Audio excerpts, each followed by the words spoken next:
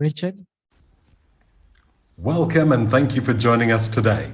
This is Coups are back in Africa. What are we missing? Your moderator today is Dr. Andrews Atta-Asamoah, Head, African Peace and Security Governance, ISS Addis Ababa. For our online audience, please keep your microphones muted and your cameras turned off during the event. Should you have any questions, kindly use the chat function on your Zoom application. The questions and comments will be sent to the moderator. To access the chat function, kindly scroll to the bottom of your Zoom application, click on the chat button, and the chat box will appear. Should you wish to raise your hand, kindly click on the reactions button to access the raise hand function. We also have language interpretation available today. Please select the language of your preference by clicking on the interpretation button on your Zoom application. We will evaluate this event using an online poll. The evaluation is completely anonymous, and it helps us to present better events in future. Kindly do take a moment to complete it. It'll be launched following the presentations portion for today's event. Please note that since this is a public event being broadcast live on YouTube, Chatham House rule does not apply. You may be quoted without your express permission. As we wait for the final online audience to connect their audio, we kindly remind you to please keep your microphones muted and your cameras turned off until we reach the Q&A portion for today. This is Coups are back in Africa. What are we missing? Andrews, you have the floor. Thank you very much, Richard. Thanks for the introduction and for covering all the house rules. Good morning, everyone. Those in the room and online, I would like to take this opportunity to welcome all of you to this very important conversation on coups in Africa. As we all know, Africa is not new to coups at all. Our experiences with coups goes all the way back into the 1950s. What is notable is that amongst all the issues that we've dealt with since the formation of the African Union, coups is one thing that we've actually recorded successes across different divides, and we were praised as a continent hugely for what we've been able to do to at least contain the occurrence of coups. As we speak, we are back to another wave of coups. And so today we are asking, what are we missing? We are not new to the phenomenon. We have response frameworks. And so the return of coups certainly speaks to the fact that there's something wrong. The conversation today is, what are we missing? And so we will have 4 distinguished panelists who will speak from different dimensions of this subject. And I happen to be the moderator of this event. So in the lineup, we will have discussions around what is driving the comeback of coups in Africa. And we will have the member states speak to that. We will have insights on the military perspectives, issues around civilian-military relations.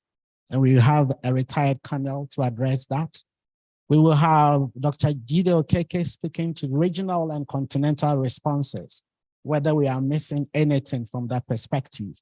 And then we will also look at new thinking on alternative approaches to addressing coups, to be addressed by another colonel, Hassan Kone, who is a senior researcher at the ISS. And so, ladies and gentlemen, I would like to welcome all of you. We will have a member state speak. Ambassador Jainaba Jagne will be joining us today to speak as well online. She had wanted to be here, but she's on an assignment and will be joining online. So welcome once again to all of you and to our online audience. I would not like to waste any time. We will just zoom straight into the conversations. Please take note that these meetings like this is possible courtesy of the founders of the ISS. In this particular case, we are most grateful to the government of the Netherlands. And so it's time for us to then go straight into the conversation. I would like to introduce our first speaker for today. Our first speaker will be Ambassador Jainaba Jagne, Ambassador of the Gambia to Ethiopia, permanent representative to the African Union. She'll be the first to speak.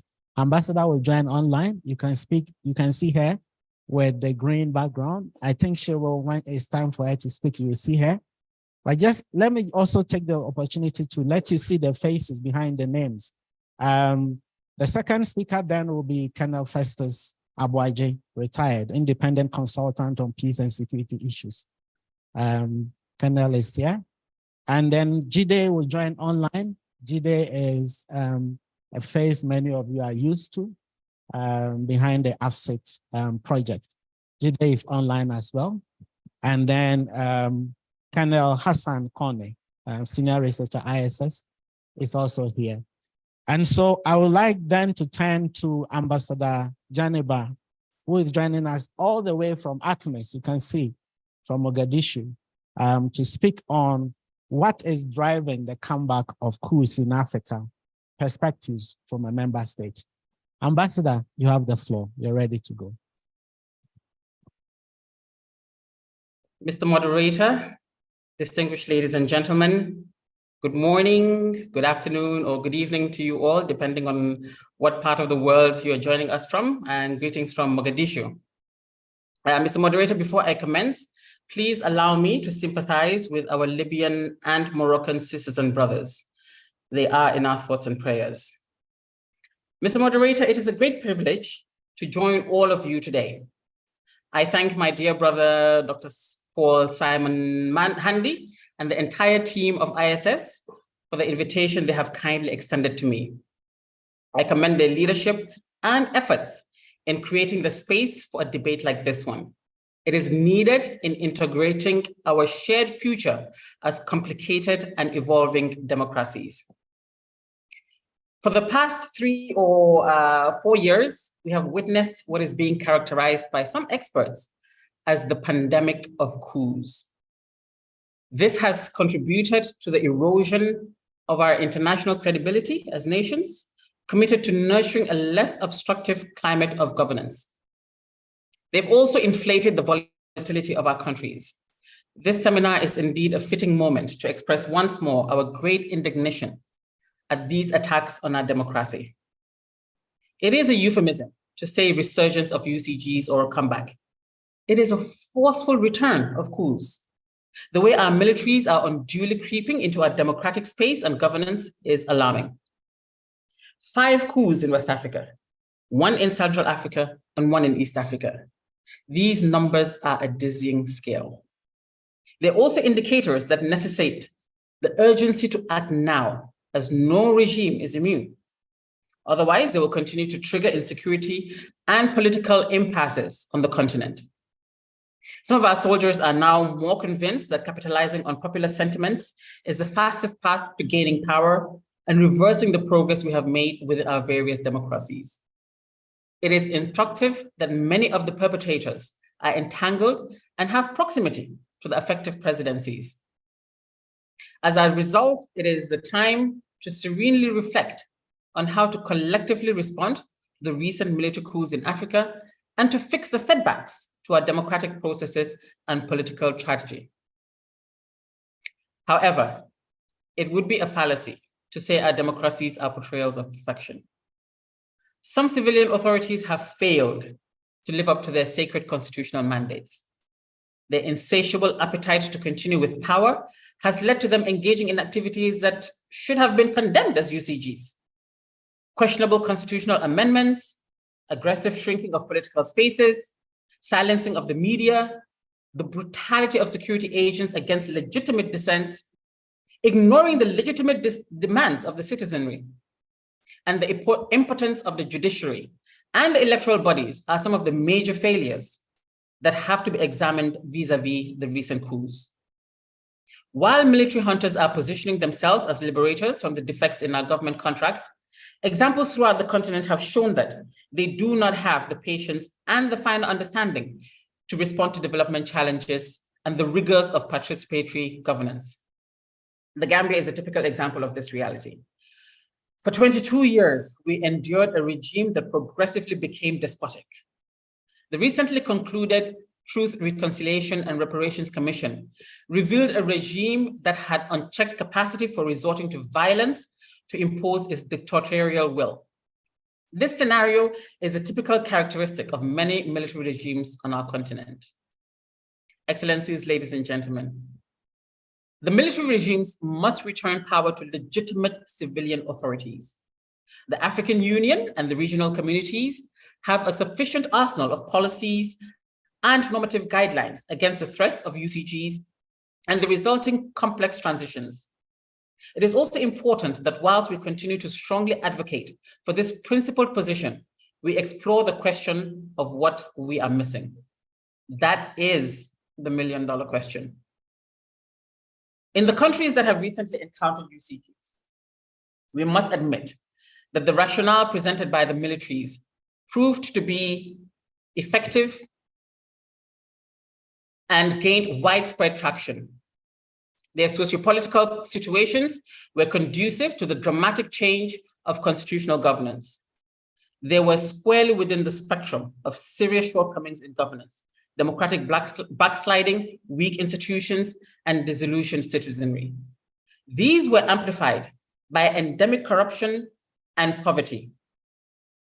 In such circumstances, the large segments of the population lost faith in democracy and their governments, becoming ever more active supporters of military takeovers. Amid these circumstances, it seems that our regional and continental normative policies and guidelines have miserably failed. The AU and the RECs are often incapacitated to boldly deploy their preventative mechanisms. Sovereignty is now a shield to frustrate this imperative. The debates in the AU policy organs are deliberately nuanced to protect the sensitivities of the concerned countries. It has led to hollowed resolutions and unresponsiveness to situations that required urgent attention. Unfortunately, in this passive state, the AU and the RECs are rapidly losing credibility in the eyes of common Africans, seen to be selective and circumspect in discharging our mandates. We must reset our normative, our narrative, and ensure that our continental and regional organizations are the bastion for strongly promoting our shared values. I can continue. I'm hearing background noise. I'll continue. It is necessary that in the moments to come, we examine the inefficiencies of our legal treaties and normative guidelines on democratic governance and the instruments we use to implement them. In as much as we reject UCGs, we must not allow our political leadership to overstep their authority and to meddle in the military's internal affairs. This will endanger our national security, distort civil-military relationships, and constitute a contributing factor to coups. For this reason, we need to move towards greater professionalization of our military forces and give priority to the army nation concept. Excuse me, I'm at an army base, so you can hear the airlines, the helicopters flying above, but I'll continue. This is perhaps the only way to reconfine the military to its fundamental and constitutional responsibility of protecting national sovereignty and territorial integrity. It is also important that the principles against foreign interference and manipulations are continuously emphasized. Our continental treaties in this regard need to be sharpened. Our foreign partners should be convinced that the African people expect a different contractual relationship. Asymmetric relationships will not be accepted, and in fact, will generate popular sentiments that are adverse to their strategic interests, as we have recently seen. So, Mr. Moderator, I do look forward to the robust discussions and recommendations, and I thank you for your kind attention. Thank you very much, Ambassador. Shall we give some clap? We need to motivate her. Because I feel you don't get a member state each day telling you the facts as they are. A lot of times you experience a bit of diplomacy in the language, which up to this point has not always worked. So we really appreciate Ambassador for the frankness in raising the issues. On the causes side, raising issues about, issues about civilian authorities, issues about the military as well, and the need for the military to be subject to civilian leadership, issues of corruption, the questions about sovereignty, which is a major issue on the continental stage at the moment, and then issues about shielding issues because of sensitivities on the part of member states, and even foreign interference have all been raised. And I think going forward, many of these issues will be unpacked by the other speakers as they come through. Thanks so much, Ambassador, for keeping it brief. Even though I did not announce your time, you kept within time. All the speakers have maximum 12 minutes, but I mean, we'll work around it so they can unpack their issues. Thank you very much.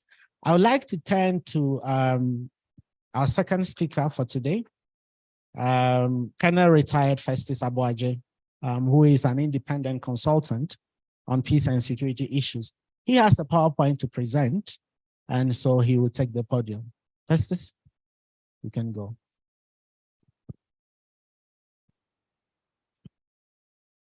And you have 12 minutes. I hope you can.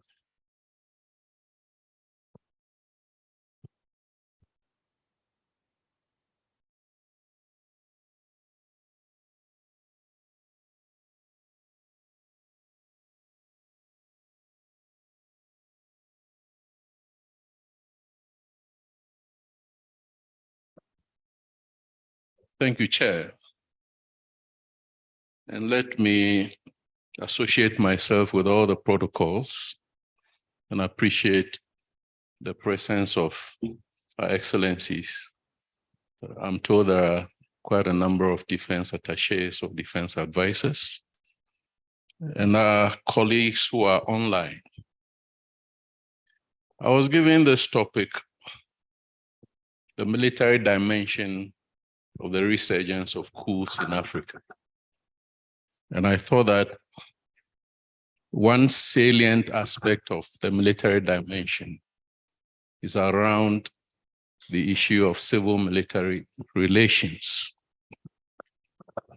And that is the topic that I'll be speaking about.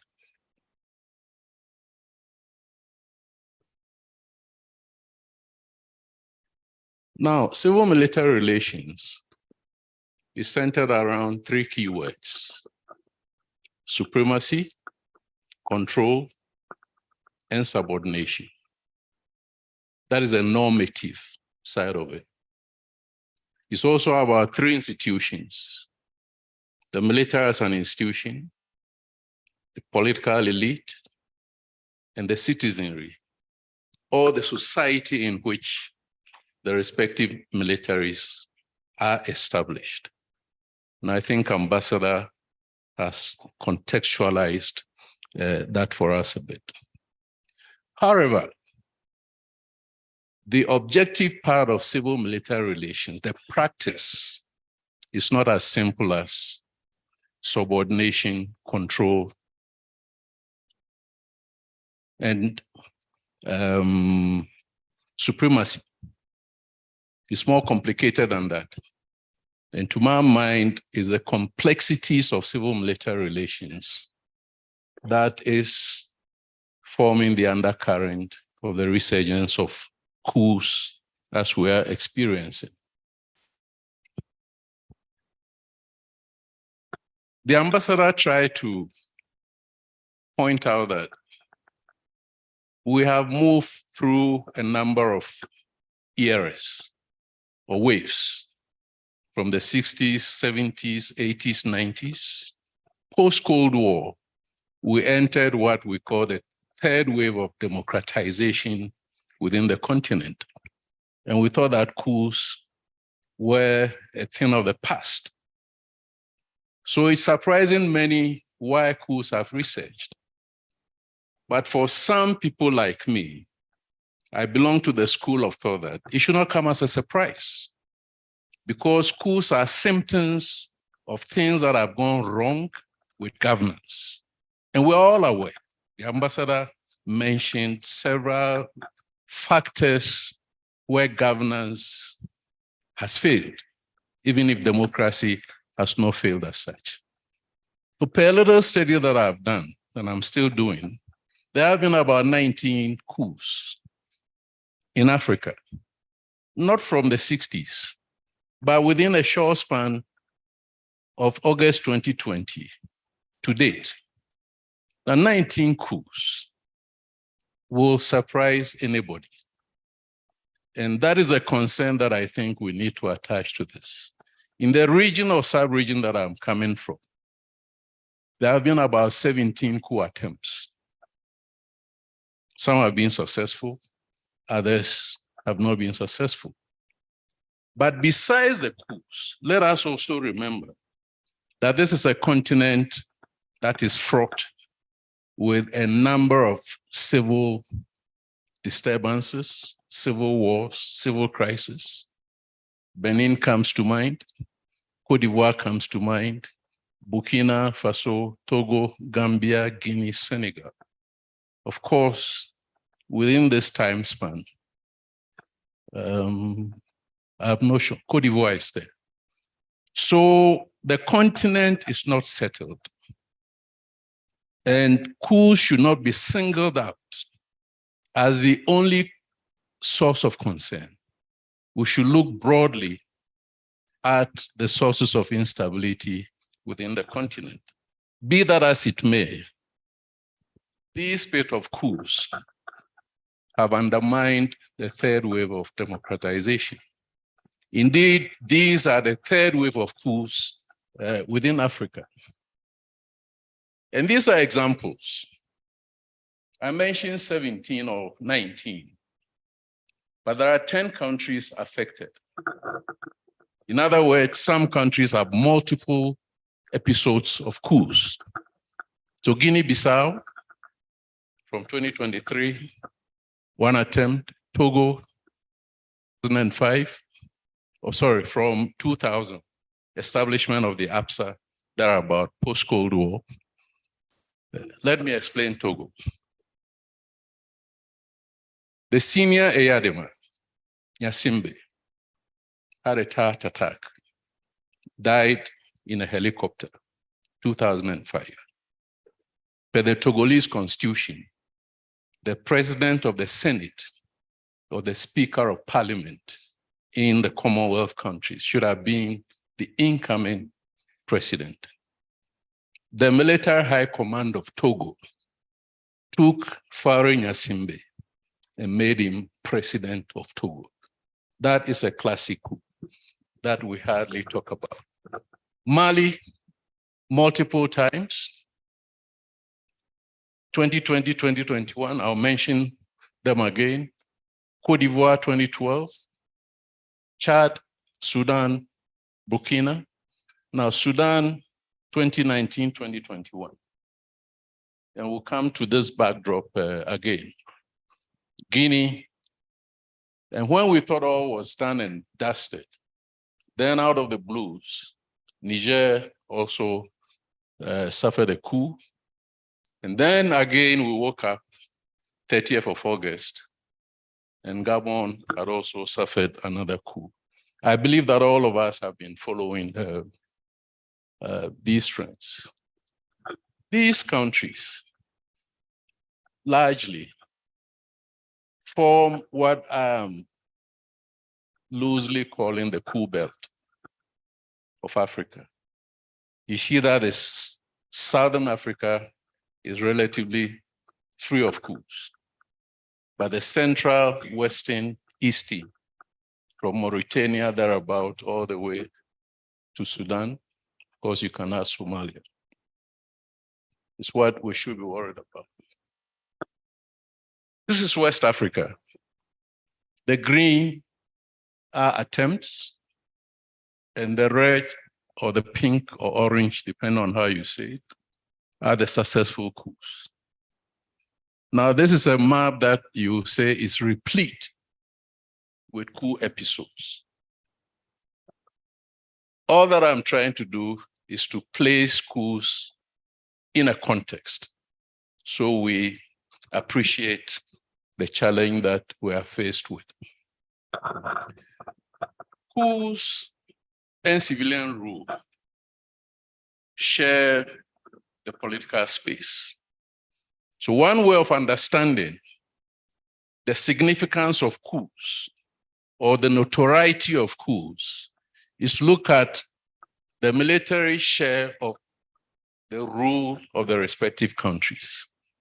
So Mali has since independence, 1960, faced 5 coups. And I think Andrews mentioned that. Aside from one failed attempt, allegedly by an unnamed NATO country, and I think we all know which that NATO country is, against the military in May 2022. But for Mali, the military has ruled 58% of the whole period that is being independent, more than the political, civilian political class. Burkina has a history of coup proneness and mutinies. It has experienced 8 coups, besides 4 failed attempts shown there. For Burkina Faso, granted that it has many coups, the military has ruled, of course, because it has many coups, has ruled 63% of the post-independent era. Guinea, I think the Guinean diplomat is here, I was told. The picture about Guinea is that Guinea has suffered the least coups, number of coups. However, the military in Guinea has ruled 85% of the time. Now, when we say military, Yahya Jammeh or Jerry Rawlings, military, put down the uniform, come back, transitions, civil military, all of them are military in a way. So the number of coups is not what we should be concerned about, but the permanence of the military on the political stage is also another dimension. Niger, since independence, has experienced 6 coups, aside from 3 attempted coups, but the military in Niger has ruled 45% of the period of independence. And we jump to Sudan, which is a very interesting case. I could have added Egypt, but I chose not to. So we use Sudan for our example here. It stands out as a country with chronic military dominance in politics, repeatedly taking control instead of being controlled by civilian authorities. There have been 15 entities, and the entities are military, sovereignty councils, transitional military councils, and 15 of them. If you look at the green 47%, plus the deep orange 20%, which is 5-member multi-party, sorry, not that one. I think the SAF and the brown, which will be 47 plus 13. That will be 60% of the 15 have been military. But then you look at the share of rule. The military has ruled 85% of the time that Sudan has been independent since January or June 1956.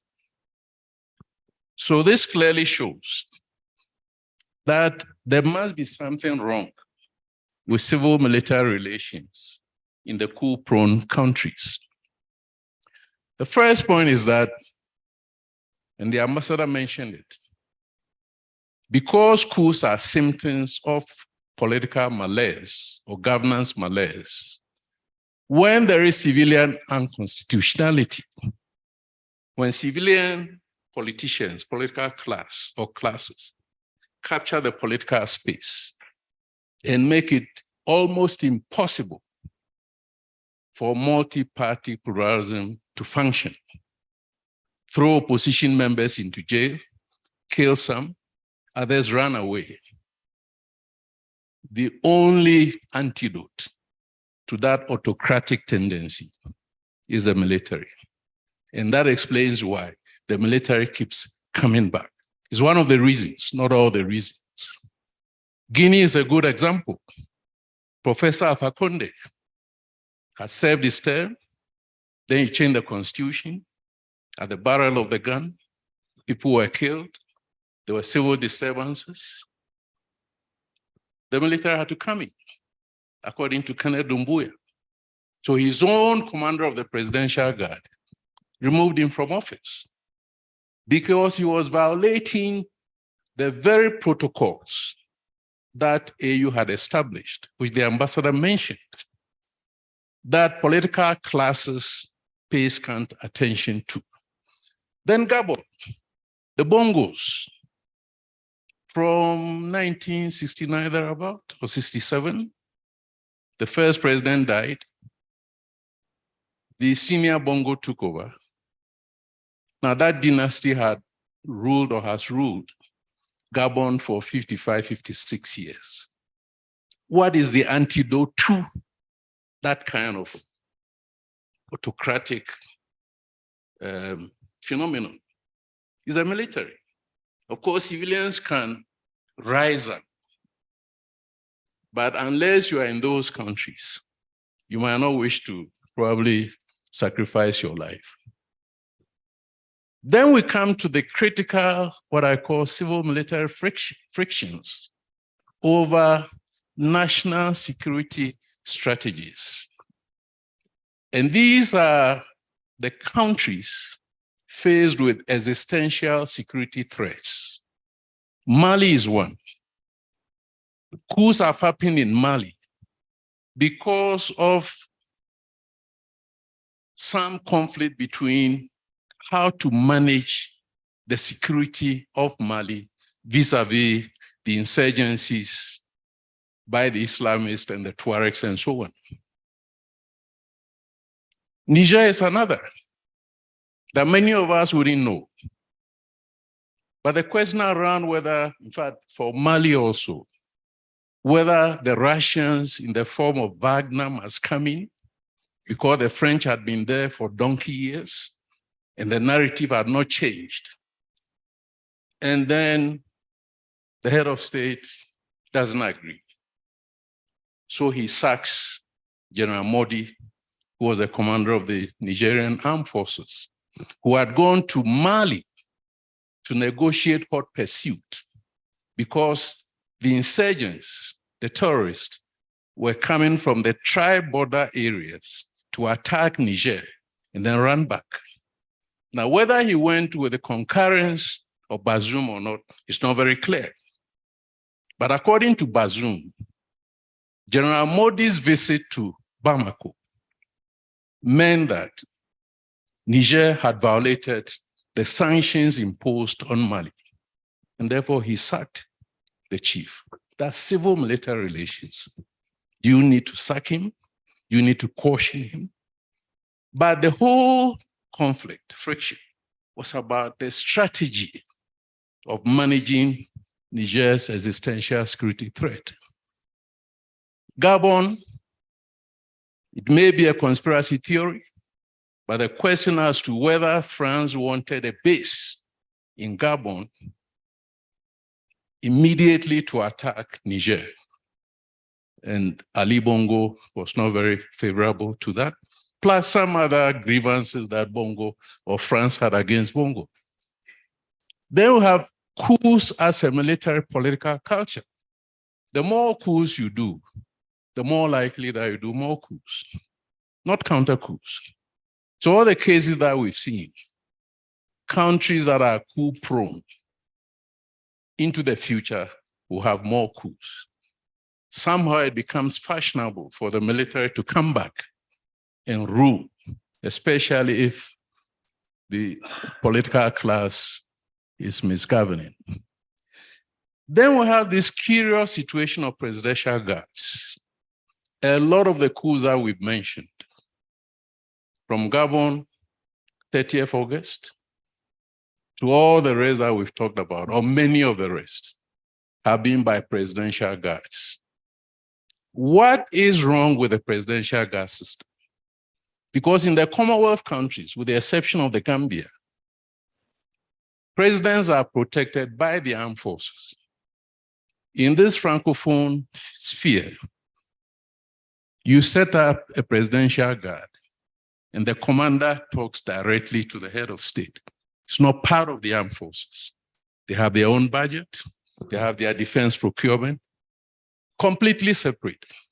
It creates frictions between the presidential guards and the regular armed forces. In a way, the presidential guards are a regime security structure just to keep the president in power, whether he or she is performing. And there is some weakness in that.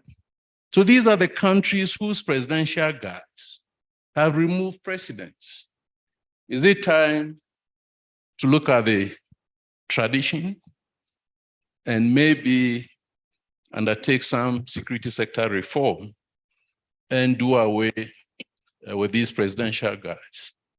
Then the question of the foreign powers. There is a geopolitical dimension to some of the coups, not all of them. The Gabon one is a recent case. You need to read Africa Confidential to see the unseen hand of France in this coup. To get rid of Ali Bongo, who was falling out of line, and to bring in his own cousin, Colonel Nguema, who follow what France will be dictating from Paris. Now, whether he's going to do that or not, we need to wait and see. France is creating a lot of tension, for instance, in Niger. And the situation in Niger, as in Mali, might deteriorate. Not because these armies are not able to fight insurgencies, but it does appear that France is going to foment, the Nigerian, I'll call him a prostitute. He's a terrorist, he becomes a politician, he goes back to terrorism. Who is behind him? So France is going to support some of these dissidents to prove a point that if you get rid of me, France, you are in for trouble. Foreign powers are beyond scrutiny. Like the French base in Niger, nobody knows what goes in there. The American base in Ghana, nobody knows what goes in there. Nobody can enter that base. What they bring into the country, what they take out, is not for the state, with all its sovereignty, to question. There's something wrong with that. If these partners have been here before 2012, why is the Sahel still unstable? What exact role are they really playing? So there is clearly a wave of anti-French sentiments that the street in the Francophone countries are getting fed up, together with some other economic issues. The idea that all your reserves as a Francophone country must be deposited with the Central Bank of Paris or France. And I'm told you borrow and you pay interest on it. But that money is used by France. The youth are becoming a bit aware. So there is a likelihood or possibility that what I refer to as a coup belt might become another alliance. It's already there. Mali, Guinea, Niger, Burkina have formed a military alliance. It could expand to include Chad and so on. And when that happens, a sub-region like ECOWAS will be split to Coastal Guinea ECOWAS and Sahelian Belt ECOWAS. Time. I'll be landing soon. So let me conclude. All that I have tried to talk about is captured in these two dicta, fortunately for us, by two French presidents. The First World War president, Georges Clemenceau, who said that war is too serious a matter to entrust to military men. And that was a position that the ambassador who spoke before me took. That whether civilian governments are bad or not, the military must remain in barracks. That is a Clemenceau doctrine. However, Second World War French President Charles de Gaulle appeared to disagree with him and said that politics too are so serious a matter that it cannot be left and shouldn't be left to politicians alone. So the military mindset, which is in all constitutions, that the safeguarding of sovereignty, the protection of sovereignty, territorial integrity, does not end on the borders. It ends with how constitutions are implemented. So there is a general, a Ghanaian general, who passed away, Albert Okra, who said that there is a notion of politics of the sword, where the armed forces perceive themselves as the guarantors of peace. And you listen carefully to what General Nguema said in Gabon, as if he had read General Okran's book, that where politicians fail, the military is the last line of keeping the state together. So there are implications, definitely, for extra legal seizures of power by the military. Ordinarily, it doesn't allow for consolidation of democracy. But the consolidation of democracy, or the lack thereof, does not start with military coups. It starts with the misbehavior of, for instance, Atta-Asamoah Talon in Benin, or Faure Nyasimbe, who has run his 10 years since 2005, is still on there, you know. So I'll leave the rest, because I think the moderator is calling me to order for you to obtain and read.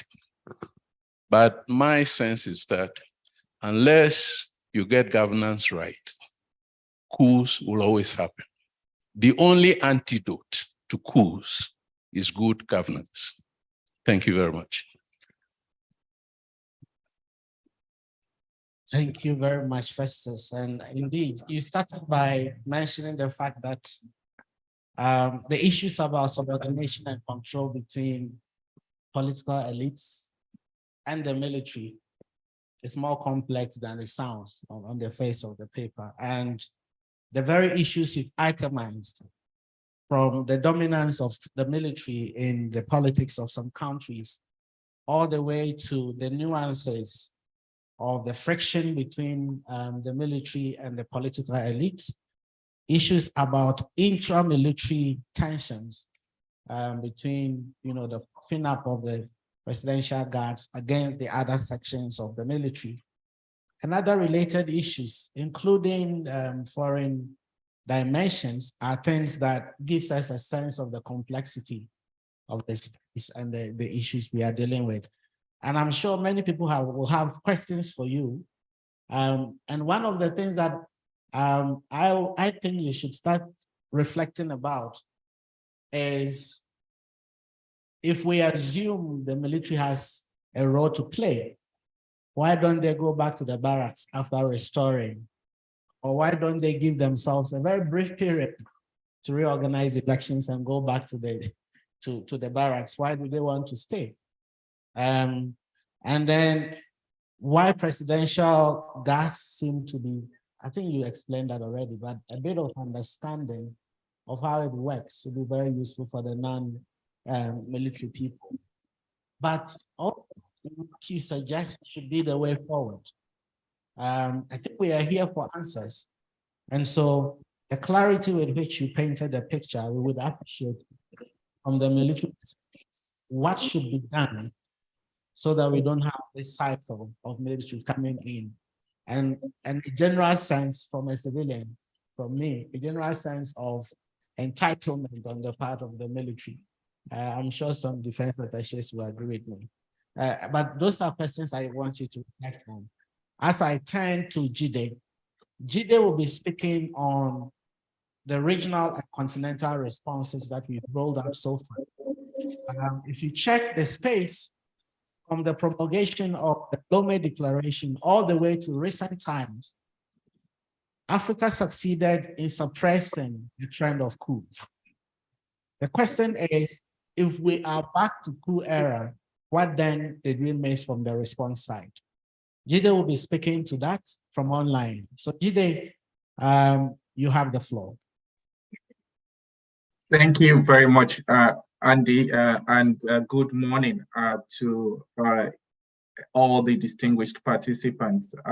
It's a pleasure to be connected with you today. I think in terms of understanding what is missing in the discourse around around the resurgence of coups, there might be 4 areas that would be important for us to touch on very briefly. And I think some of the previous speakers have really done an excellent job in putting most of them in context. I think the first point is historicity. For you to understand the present, it's always going to be important to understand history. The second point is the quality of democracy. I think the ambassador made an excellent remark around the progress, but I would say purported progress that has been made over the last 2 decades or so around democratic processes, but which has unfortunately not necessarily translated to the right types of outcomes for citizens. In other words, what you have seen is that the progress that we tend to allude to around democracy has often focused on the processes and institutions, as well as the normative frameworks that we have developed, which are certainly important, but they have certainly not translated to improved quality of lives for citizens. In other words, I would say again that what we have seen is democracy that has largely been geared towards promoting regime security as opposed to democracy that ought to promote human security. And the third point is around the development context and what vulnerabilities could be created when there is persistent underdevelopment. And lastly, what you talked about, Andy, around regional and international responses. I think if you look at the data, and Colonel Festus alluded to this, we have seen 8 military coups since 2020. Attempted coups tend to have a lot of flexibility around the data. So these are pre-attempted confirmed coups. They're quite good, and it's always very important for us not to legitimize attempts that may be used to cross opposition. So you tend to see quite a number of allegations made around coups, but until such verifications are made, it will be important for us to always exclude them from the data set. But if you bear in mind those successful coups that we have seen, I think it is quite staggering.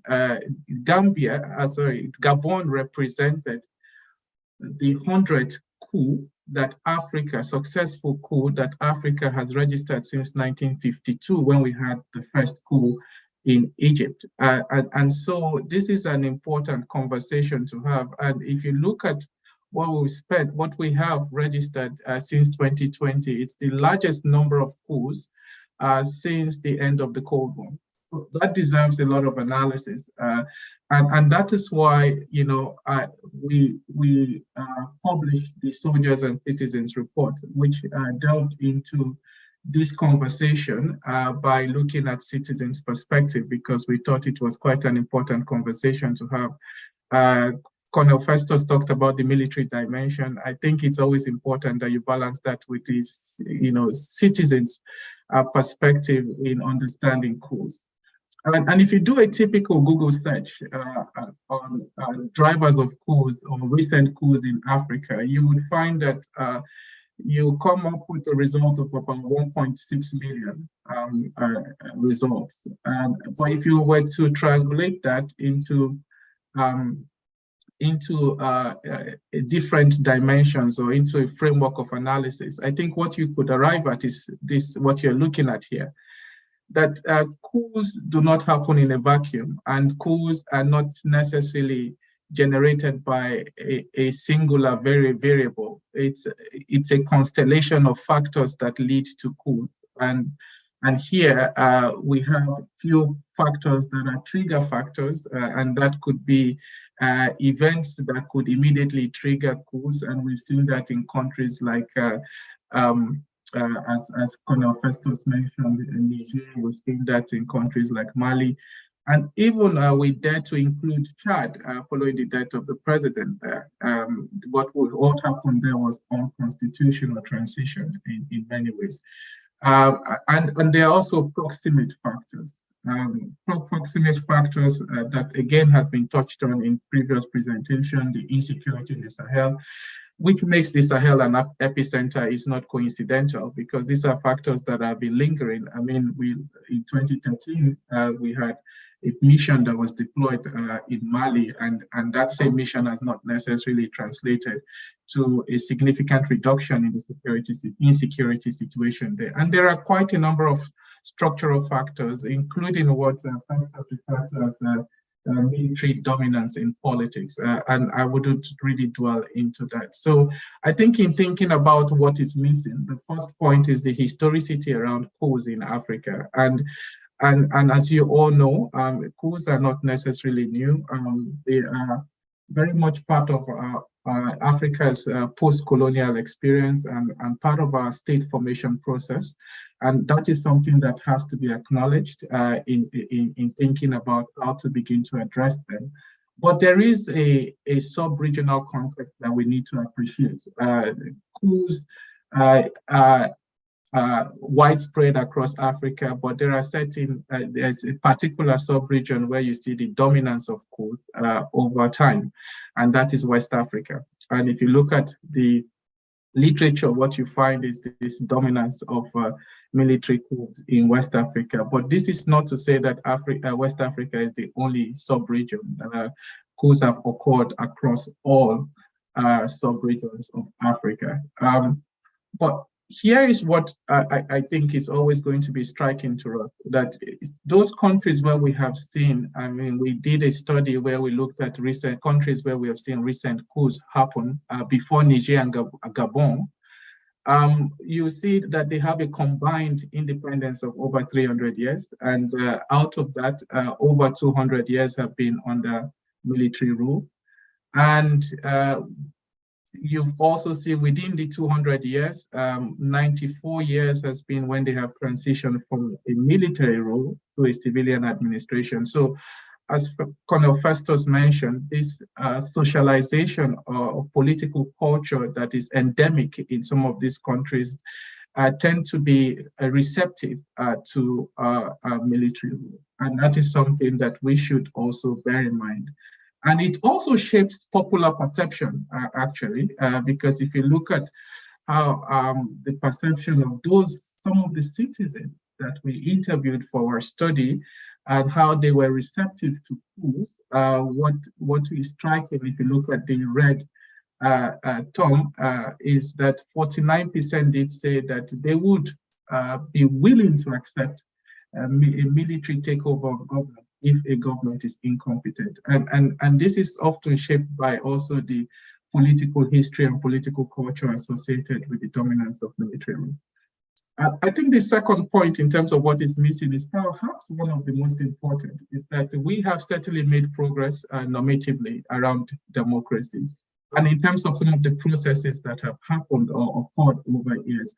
And this has led to, whether we still want to believe this or not, there is a widespread belief and acceptance of democracy as the most preferred form of government. And this is something that is consistent with Afrobarometer data. It's consistent with our recent research on soldiers and citizens. And if you look at the countries where we have seen recent coups, 55% of those continue to believe in democracy and prefer democracy. And in countries where we've seen democratic transitions, 67% of those also continue to embrace democracy. And normatively, we've done a great job, and it's something that we should commend the Peace and Security Council, the African Union in general, regional economic communities. But what we have not done so well is that our major preoccupation has been around, trying to ensure that we have the Charter on Democracy, Human Rights and Elections adopted, ratified. We have the APSA, we've had the AGA, we have other instruments that we have put in place, but we have, seldom focused on the outcome that these instruments are seeking to achieve. And as a result, democracy has been used in certain instances to legitimize abuse of that same process that is supposed to be popular and legitimate. And that is why, some citizens continue to think that when democracy is abused, they would prefer that there are non-democratic options, including the possibility of a military rule.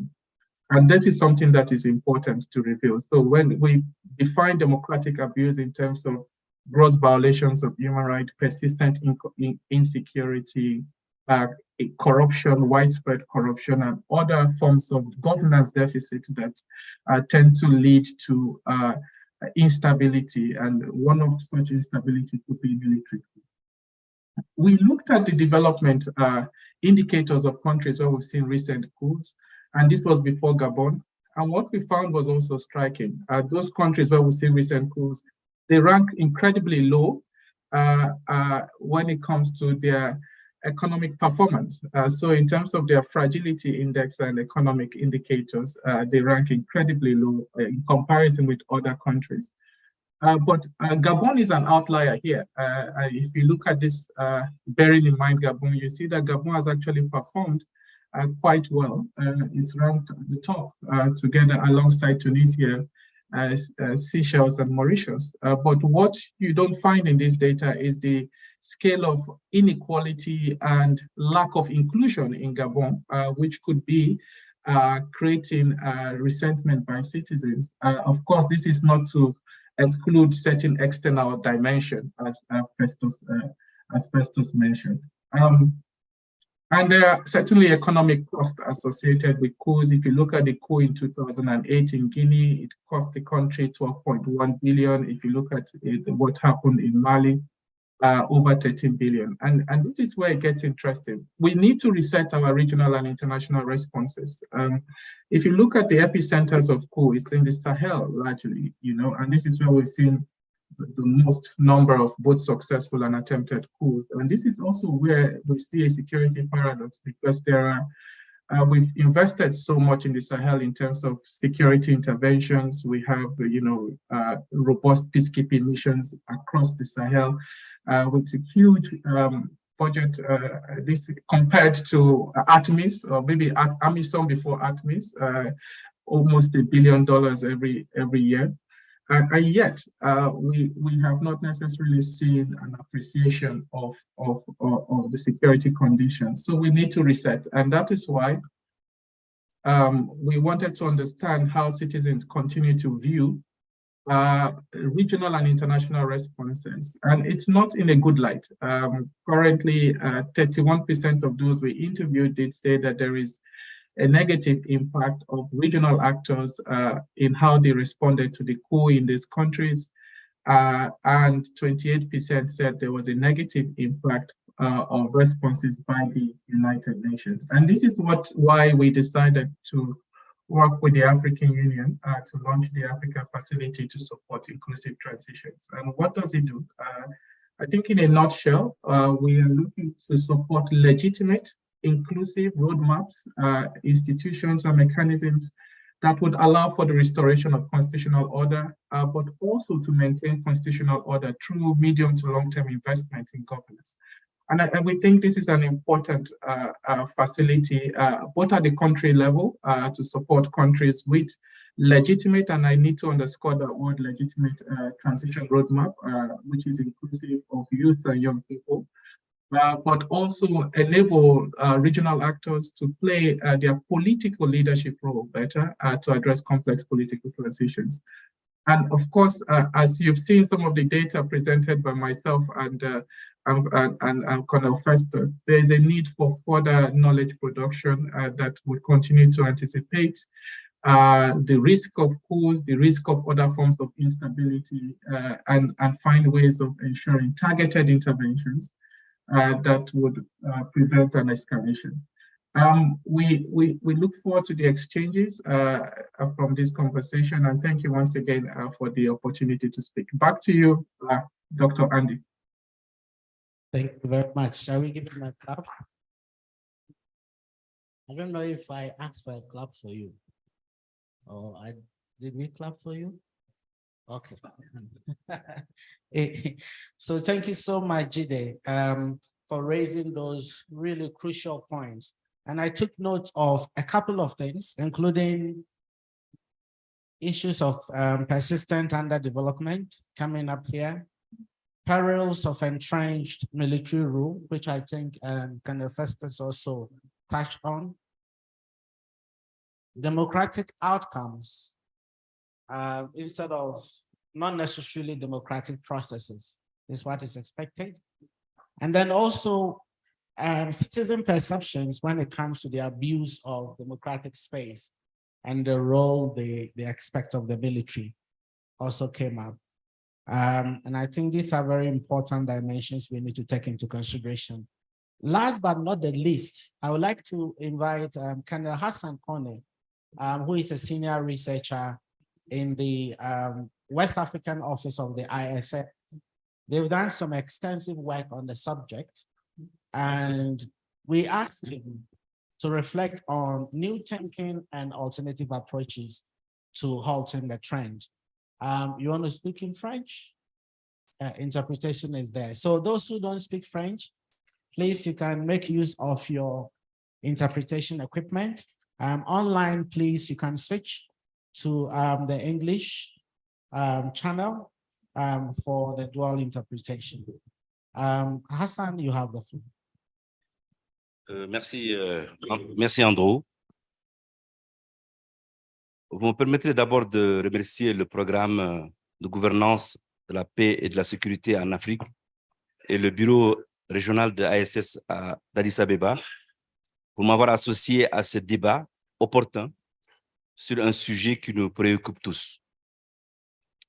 Je remercie également les intervenants qui m'ont précédé et qui ont brillamment parlé. L'ambassadeur Jagne de qu'est-ce qui motive le retour du coup d'État en Afrique, mon collègue le colonel Festus des militaires et la politique, et Dr Okeke des réponses régionales et continentales au coup d'État et aux autres formes de changement inconstitutionnel du gouvernement.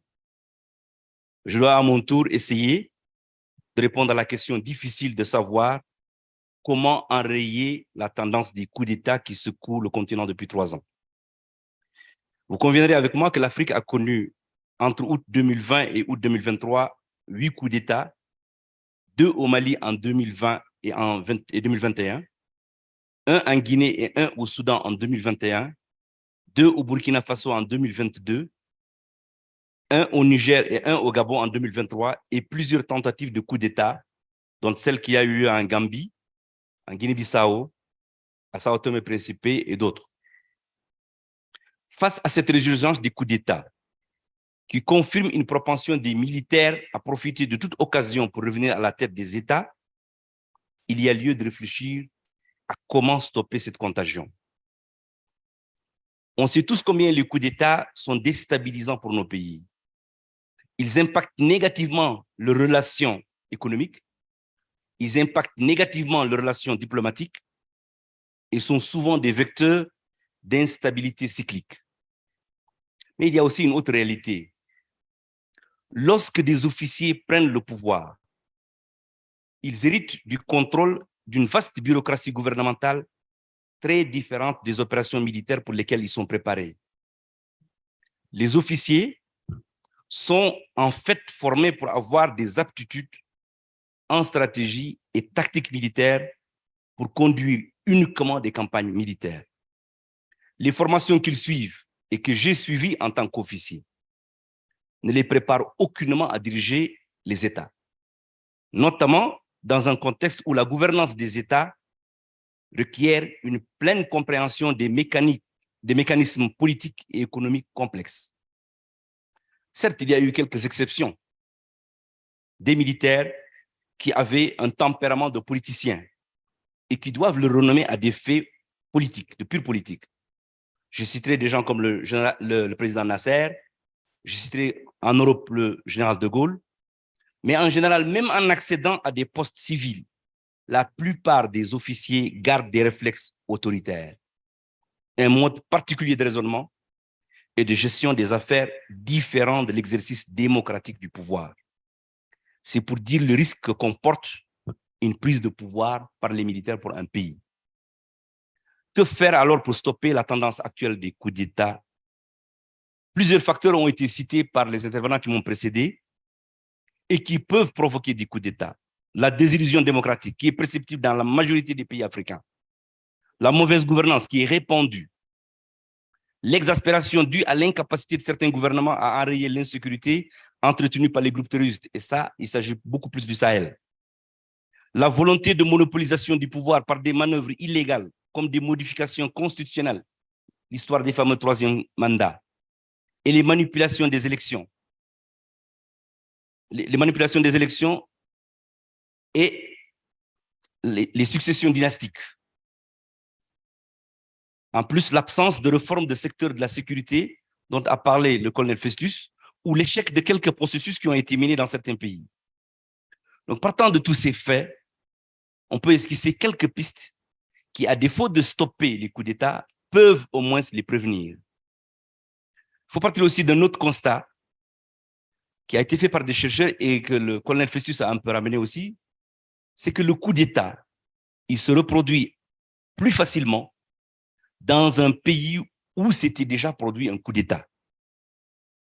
Il y a une sorte de tradition qui s'est instaurée dans certains pays.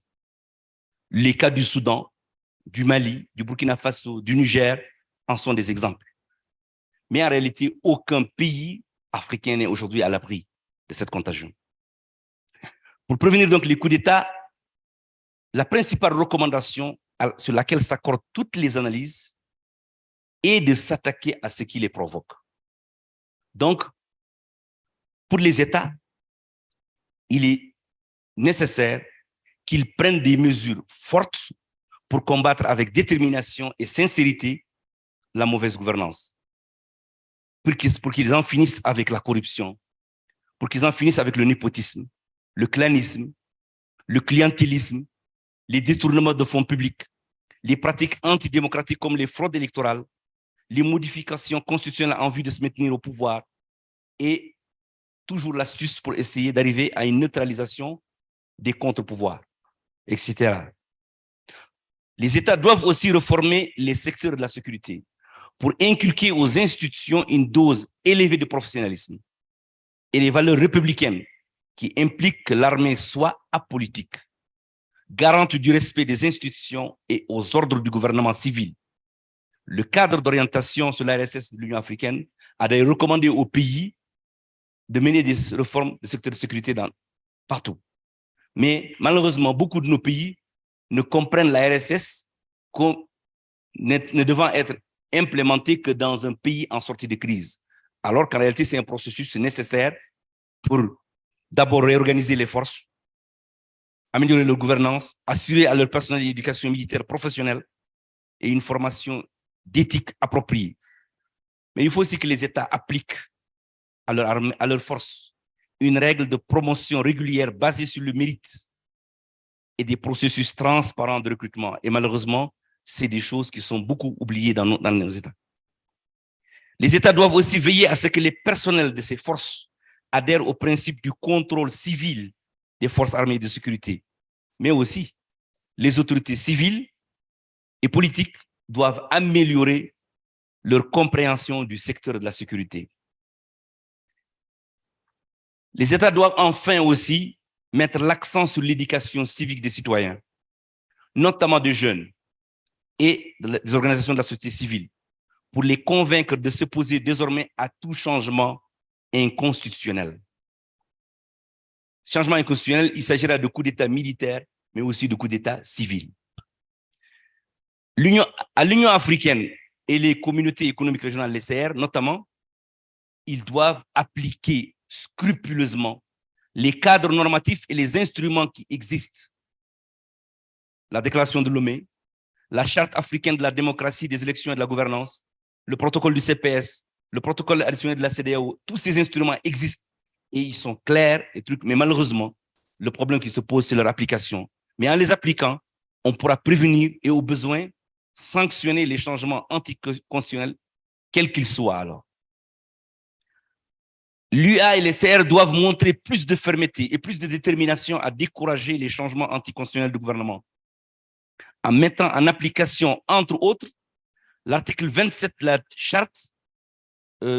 charte de démocratie, des élections et de la gouvernance, qui lui énumère un certain nombre de sanctions cohérentes qui peuvent être appliquées et qui introduit la poursuite en justice des auteurs de ces changements anticonstitutionnels.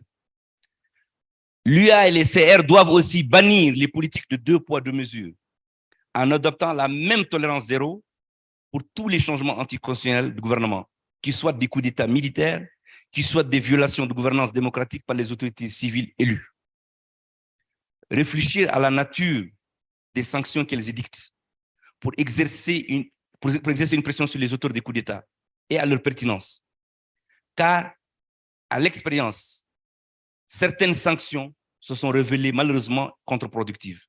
Et là, vous vous rappelez un peu des cas derniers, c'est que certaines sanctions, avec l'impact négatif qu'elles ont directement sur des populations pauvres, des populations dans le besoin, créent l'effet contraire, ou plutôt mobilisent les populations pour un soutien aux jeunes et développer des programmes d'amélioration de la gouvernance sur la base des instruments africains qui existent et accroître la vulgarisation de ces instruments. Parce que ces instruments dont je parlais tout à l'heure, malheureusement, ne sont pas assez connus.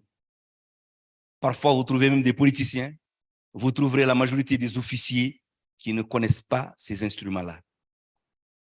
Renforcer le contrôle sur la gouvernance démocratique des États en se donnant les moyens de sanctionner tous les comportements pouvant conduire à des coups d'État. La mauvaise gouvernance, la fraude électorale, l'instrumentalisation de la justice à des fins politiques, la non-application des décisions de justice. Et là, il y a une réflexion qui me revient, qui a été avancée, une métaphore utilisée par un professeur ghanéen, le professeur Kwasi Prempeh, au cours de la retraite des envoyés spéciaux qui s'est passé en Gambie, c'est qu'il avait dit: pourquoi au niveau de l'Union africaine, on ne créerait pas un feu, un feu tricolore et qu'on mettrait un mécanisme qui serait composé d'anciens chefs d'État crédibles et qui ont respecté et qui respectent les valeurs démocratiques qui sont dans l'Afrique et qui auront pour rôle, c'est que quand un chef d'État est élu, ben, il a le feu vert de commencer à gérer son pays.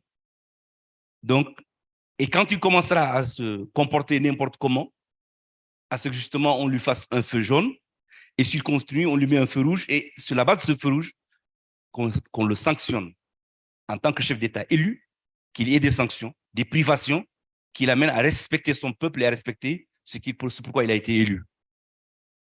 Favoriser la cohérence entre l'UA et les CR afin d'harmoniser leurs réactions face aux changements anticonstitutionnels et pouvoir peser par l'unité de leur voix pour amener les Nations Unies et les autres partenaires à s'aligner sur leur position. Et en ce qui concerne la CEDEAO, elle doit accélérer la réforme de son protocole additionnel, notamment les articles 1 et 2, pour interdire les troisièmes mandats, structurellement les troisièmes mandats. Parce que l'article 2 aujourd'hui du protocole additionnel de la CEDEAO dit qu'on ne peut pas réformer qu'on ne peut pas modifier la constitution ou la loi électorale dans les 6 mois précédant l'élection. Ben, les messieurs, comme ils sont intelligents, ils n'attendent pas les 6 mois, ils font les modifications 1 an ou 2 ans avant. Et je pense que ça doit être rattrapé. Quid maintenant des pays qui sont actuellement en transition? Au niveau du bureau de l'ISS de Dakar, nous nous sommes intéressés dans le cadre d'un projet qui couvre le Mali, le Burkina et la Guinée, à comment prévenir les prochains coups d'État dans ces pays qui sont déjà en transition. Bon, loin de nous de chercher à trouver une justification à l'incursion des militaires dans la sphère politique, dans ces pays, ou d'encourager des transitions militaires longues, nous sommes partis du fait que les situations qui ont favorisé les derniers coups d'État dans ces pays résultent de transitions antérieures qui ont été infructueuses ou insatisfaisantes, mais aussi de la mauvaise gouvernance des dirigeants qui ont été élus à la suite de ces transitions. Ce qui nous a amené à déduire qu'autant une transition que la période qui suit une élection post-transition peuvent, si elles sont mal gérées, préparer le terrain pour le prochain coup d'État. On a pensé qu'en plus d'insister sur le retour constitutionnel, le retour à un ordre constitutionnel dans ces pays, et ça c'est un impératif, il est possible d'aider ces pays aussi à faire de ces périodes de transition une opportunité pour identifier et mener des réformes essentielles visant à améliorer la gouvernance notamment et à contribuer à la stabilité à long terme. Il y a un genre de réformes qui sont parfois difficiles à mener en Afrique par des politiciens parce qu'ils sont toujours à la recherche de popularité et à la recherche des voix pour les prochaines élections. Et parce que ces réformes, en général, soit elles bousculent des intérêts ou éventuellement les empêchent eux-mêmes de pouvoir récompenser les gens qui votent pour eux ou leurs alliés. Donc, ils sont souvent bloqués. Et là, les transitions, parfois, si bien sûr ces transitions sont dirigées par des autorités qui sont animées de la volonté réelle de réformer et qui sont prêtes à faire de l'inclusion un objectif central des processus de réforme qu'elles conduisent, ils peuvent en général le faire. Un petit exemple, c'est qu'il y a une loi sur la dépolitisation de l'administration publique, parce que toutes les administrations publiques, en général, malheureusement, sont aujourd'hui gangrénées par une politisation. Quand le président de la République voyage, c'est toute l'administration qui va. Hein? Okay, en conclusion, la meilleure manière d'enrayer les coups d'État militaires, ou plutôt de les prévenir, est que les États, l'UA et les SR, prennent leurs responsabilités pour s'attaquer sans complaisance aux causes qui permettent aux militaires de se présenter en sauveur et prendre le pouvoir. Donc, il faut arrêter d'abord le silence, les ambiguïtés dans les positions et les prises de position à géométrie variable face à des manipulations électorales, à des modifications de constitution, à des dérives dans la gouvernance commises par les gouvernements civils élus. Le Conseil de paix et de sécurité, et notamment les CR, dans le respect de leur principe de subsidiarité, se doivent donc d'utiliser toutes les dispositions de la diplomatie préventive et au besoin les moyens de coercition que leur confèrent les instruments disponibles pour anticiper sur les situations pouvant conduire à des coups d'État. Je vous remercie. Thank you very much. Thank you very much, Hassan. You know, you are the only one I could ask to cut. You know, even though you've flown all the way from Senegal to be with us, we really, really appreciate you. The chat room online has been quite busy. There's been quite a number of comments coming through. The first one coming from Vincent Odiambo, who says, Ambassador Jainaba has said, and I quote, government overstepping and or involvement in military operations would sever danger for coups to surge. End of quote. With that, he asks, wouldn't the autonomy of the military also pose a threat for such? And I think this is meant for Ambassador to respond to. Please take note. Craig Bailey is saying the only antidote is good governance. I think that is quite straightforward. Clayton Omwenga is saying foreign interference in internal affairs of African countries by foreign countries seeking to preserve their interests must also end. And then Wycliffe Masizerano is saying Africa will continue to face coups if the citizens are not served. Good governance is the way to go. The question is, who is there to ensure that there is good governance? Is it military, political elites, or citizens through CSOs? Good questions coming through from the chat room. I think that gives us room for us to turn to the in-person room for the exchanges. Your Excellencies, the floor is open for your inputs, your questions, and your queries. They came all the way from West Africa to come and share, so please feel free to ask any question on your mind. The floor is open. Those online, if you want to come in, raise your hand. I'm monitoring the online platform as well. And you will still be able to ask in audio, or you can just put your question in the chat room. I will read it out for response.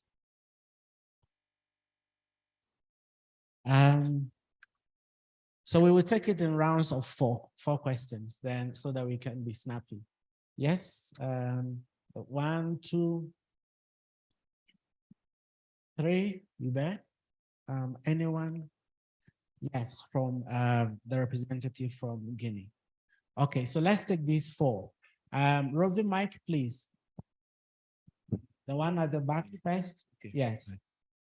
Merci pour m'avoir donné la parole. Je suis le colonel Maurice Ndion, attaché militaire du Sénégal à Addis. Let him listen to you just in case it's meant for him. Donc, Ambassador John, it's you can switch to the interpretation for his question. Okay. J'ai 3 questions. Une spécifiquement pour le colonel Hassan Koné et 2 pour l'ensemble des panélistes. La question que j'adresse au colonel Hassan Koné est la suivante. Pensez-vous que la mise en place d'une force d'intervention contre les coups d'État est une solution pour lutter contre les coups d'État?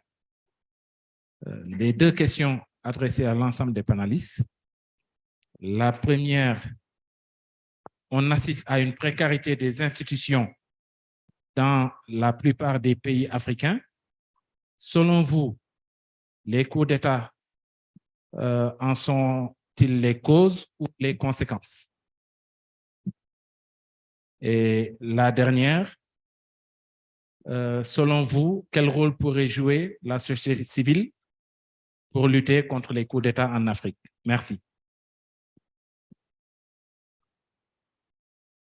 Okay, thank you very much.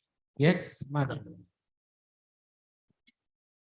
Moi, je suis Madame Fantasso, conseillère chargée de communication à l'ambassade de Guinée à Addis Abeba. Je commencerai d'abord par remercier les panélistes pour nous avoir donné l'occasion de débattre d'une thématique aussi importante. Ils ont touché du doigt les causes et les conséquences des coups d'État, ce qui est une réalité. Mais il y a un adage qui dit que mieux vaut prévenir que guérir. Aujourd'hui, les coups d'État sont récurrents en Afrique, sur le continent. Qu'est-ce que les institutions régionales et continentales comptent faire effectivement pour enrayer ces coups d'État, les prévenir d'ici qu'ils n'arrivent? Merci.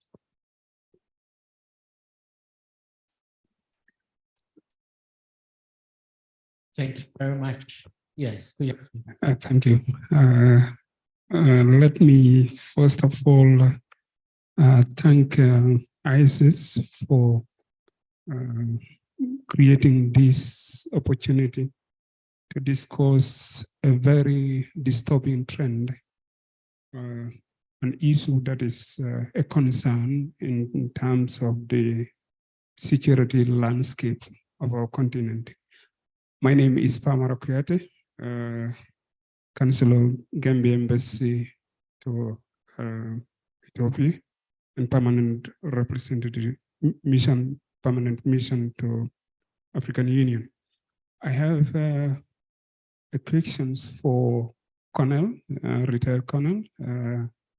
Let me, before getting to the questions, let me thank the presenters both online and in the room for the incisive presentations on the subject matter.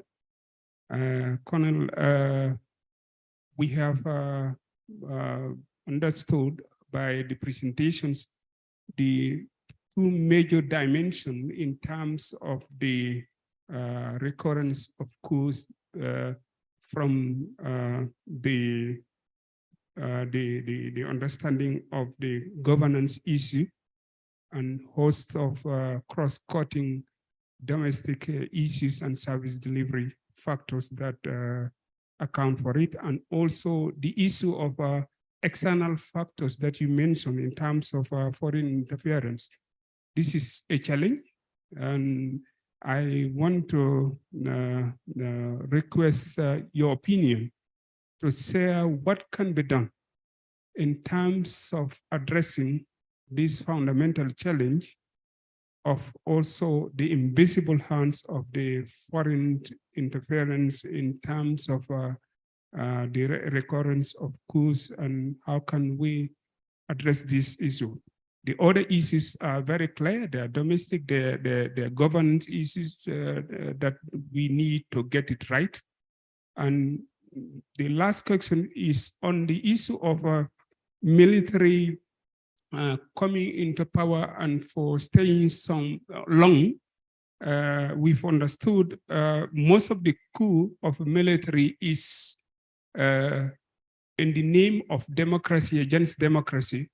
But then you have military coming to overthrow a government only to stay and be victims of the very issue that brought them to power. What can be done exactly? And what is your take on why are military staying on power without relinquishing power of this nature? I want your insights on this perspective. I thank you for the opportunity. Thank you. I think for the last, for the first round, please keep it brief. Of course. Thank you very much.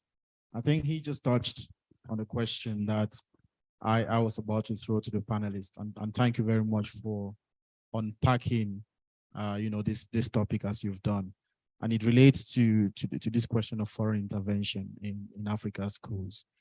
So in relation to this question is the question of how can you unpack the nature of this intervention, right? Are we in a sense scapegoating external actors in our own affairs, or is there real evidence of instances where external non-African actors, as it were, have orchestrated coups on the continent, and what dimensions does that take? Thank you. Okay, because it's important to point fingers elsewhere when the issue could be internal. Thank you so much. I would like to turn to the speakers. Please keep your interventions brief so we can have additional rounds of interactions. Ambassador, if I could start with you. Okay, thank you very much. And may I also commend the other panelists for their insights into this topic. It's highly appreciated. And the answer to the first question is not if they're given the right training and correct ethics are indoctrinated in them. Our officers will behave in a certain way when they have the right training. One of the solutions that we could have is that the AU can establish continental military colleges that help to shape the officer corps of the African militaries to respect civil control of the military, the rule of law, and African nationalism. And this is not just for the military. The same should apply to civilian leaders and politicians, who should also meet a certain criteria of tolerance, patience, and understanding to meet the needs of the democratic process. And this should include understanding the democratic governance while in office is about respecting term limits and national constitutions. And politicians should also be encouraged to use good manners, patience, and tolerance to their fellow citizens. There were some general questions around as well as to who should be responsible for good governance and so on. But if we look at the democratic space that we're in, it is expected that it will provide a platform for political participation in an inclusive society. This will give way to all classes of people in society to be included in good governance, including the dissenting voices that I mentioned earlier. And this will enhance the state to become more transparent, accountable, and equitable to all of the society. So just briefly, I will touch on that and then allow the other panelists to come in with the more technical questions that were asked. Thank you, moderator. Thank you very much, Ambassador. Jide, do you want to come in, or the others can take it? Thank you very much for those excellent questions, and I also join Her Excellency in commending all the speakers. I think first, in terms of the role of civil society, what role do they have to play? A very important role in helping to elevate the voices of youth, making transitions more inclusive, because when they are more inclusive, they are more likely to succeed and they are more likely to be sustained.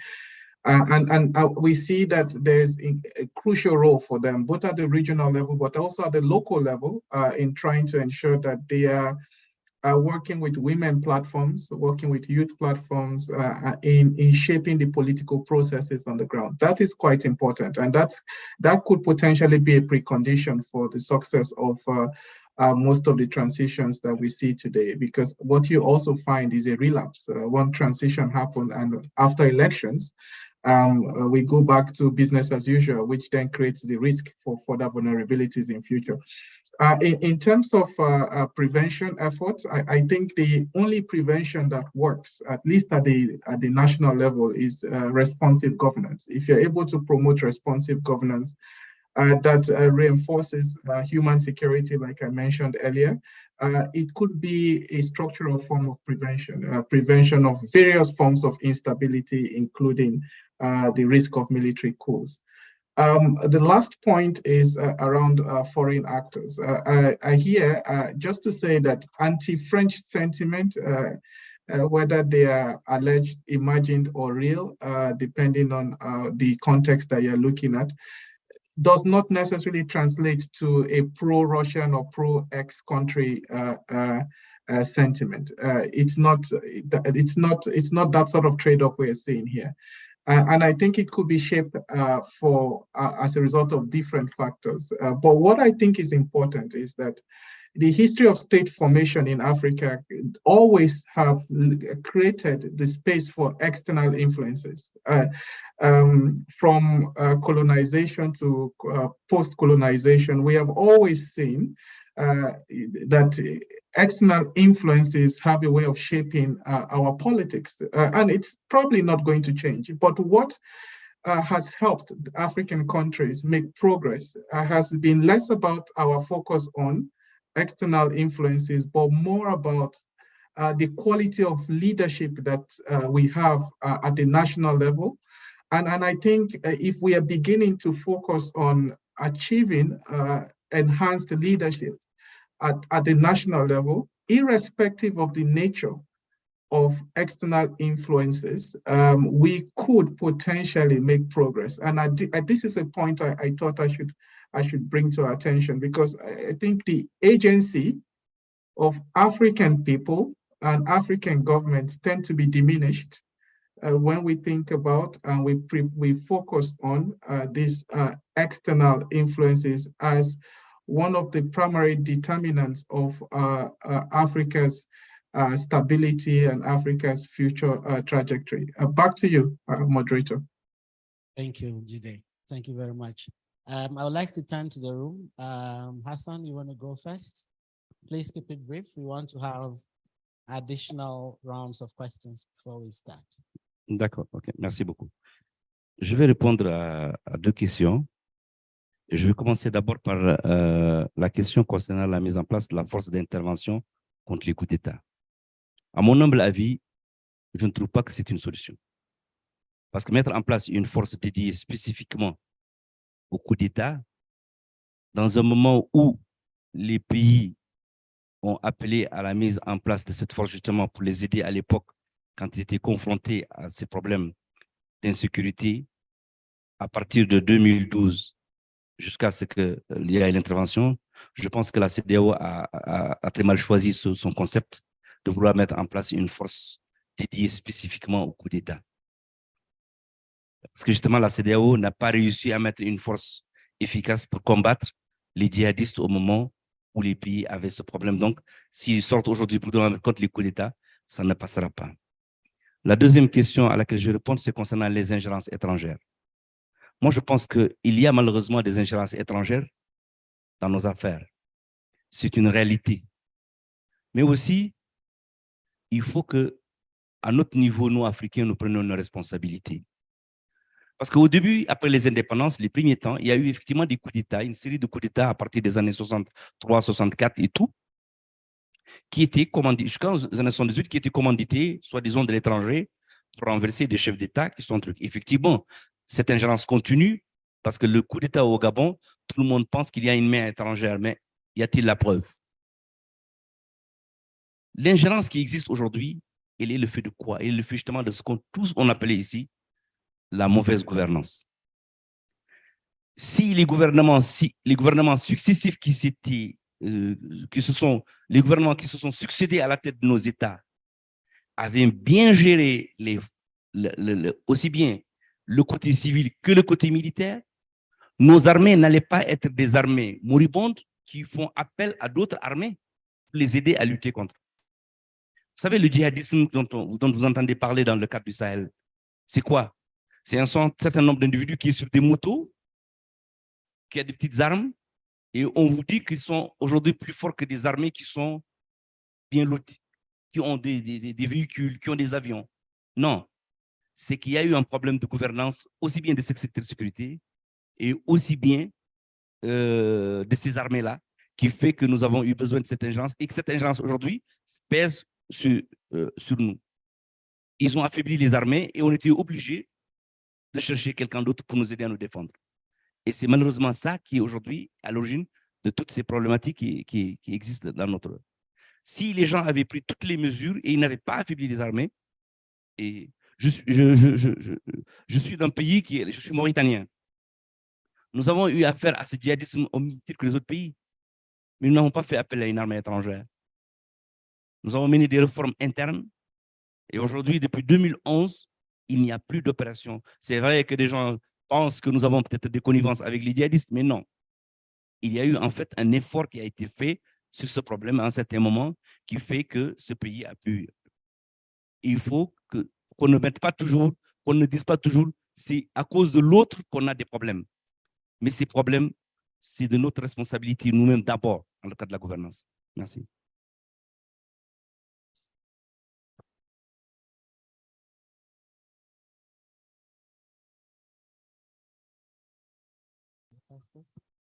Merci beaucoup, mon ami. Let me take, I think, 3 of the questions. Not that the others are not important, but my colleague panelists have tried to answer them. The first one is the question of the intervention force. And I use the ECOWAS scenario around Niger. In the absence of Mauritania, we have 15 member states. 4 of them having to be bad boys: Burkina, Mali, Niger, and Guinea, suspended. So we're left with 11. Out of the 11, Cape Verde and Guinea-Bissau opted out of any intervention agenda. That leaves us with 9. And that's where the question is. Which of these 9 has the moral authority to go and teach Nyame a lesson? Has Ouattara got the moral authority to sit in an ECOWAS council to discipline Niger when he, after his 2 terms, changed his constitution, violated the very protocol that we're talking about as civilian unconstitutionality? Benin, Togo I've mentioned, So there is something that I've been arguing on the in the Ghanaian media space, that the moral nature of that agenda cannot be fathomed. Those who have done law, jus ad bellum. The cause must be just. So if you have violated a protocol, you cannot have a just cause to go and discipline any other state. Secondly, trust me, with my background, the day that we establish an intervention force against coups, we'll have more coups, not less. The logistics, the planning, all those things that we've been struggling with about the African standby force will be confronted with the same challenges. And then we'll call on our partners to come and help us with strategic lift and so on and so forth. I don't think it's going to work. Good governance is where the debate must end. The other question about the intervention forces, if you take Gabon and you deploy an intervention force, what are you going to restore? Is it a dynasty? So what kind of democracy are you going to restore? It's a question that we must ask. And that brings me to the point that I've been making, that we must not make the mistake that military governments come to develop. Military governments are like the new technology buttons. When your system is not running well, you press reset. They come to reset, to create a level playing field, which is why both Jagne, General Jagne and General Nguema have both appointed, prime ministers. In order now, probably, to revise the constitution or create new constitutions, remove the third terms, and set new electoral regulations, and then return the government to power. Now, they cannot do that in 6 months. It's not going to be possible. When in Nigeria, I think Babangida or Basanjo handed over power in 6 months, he did not change the constitution. But in some of these cases, there is need to reform the constitution. And the military cannot do that. They need a constitutional review commission. They need to test it in a referendum. Then they need a transitional administration that organizes the election, because the military cannot organize elections. All of these take time. The second point is the foreign intervention. Look, we don't want the West, let's say, because they interfere. But where are the African players? Where are we? ECOWAS left Mali 2012 when AU took over Bisema. The ECOWAS mission was Bisema. AU took over and established AFISMA. Why is ECOWAS not going back to Mali to help Mali fight the insurgency? So we've allowed all the Sahelian countries to fight their own existential security threats, which is the point I made.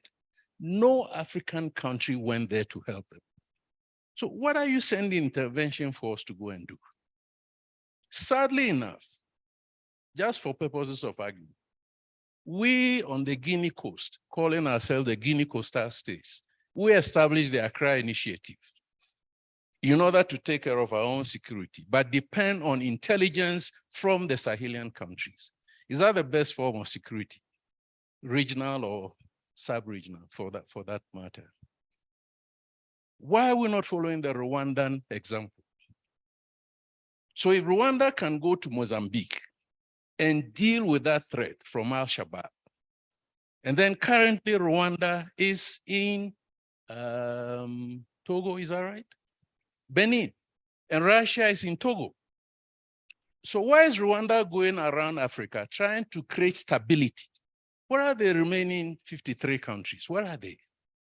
So if we don't want the West, then let's rise up, as we say, to the plate and then help defend ourselves.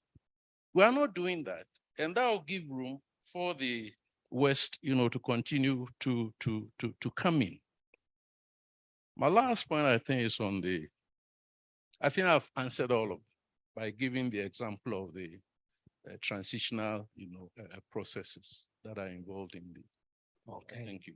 Thank you. The online audience are insisting that the next round should be online. There are a couple of questions online, and then there's someone online who would like to ask a question. So let me read the questions here. The first is coming from Colonel Ingrid. She is saying, permit me to appreciate all the briefers. Okay. Also to Colonel Festus for bringing in the issue of civil-military relations. I sincerely wish he could have a separate session on this. It looks like your interventions are popular. On its part, the PSC will have a session on 20th September to discuss civil-military relations, focusing on enhancing conflict mechanisms in Africa. With seven coup countries experiencing military coups since 2020. Okay, she goes on. Indeed, Africa is facing a crisis in civil-military relations, either built on years of politicization, corruption, lack of professionalism of the security forces in certain countries, among others. Apart from improvements in security sector reform, as you mentioned, and perhaps, which I didn't get, in your view, what policy recommendations would you prefer to the AU PSC on this? So what should the PSC do on these civil-military relations? What do you want to put forward for their consideration? I want to believe she wants to take it forward to the council, so it's an important intervention. Another one from Petra is more of an input. She is saying, security sector reform or governance is an important process to prevent coups. This focuses on elements as described by all the speakers, including importance of civilian authority.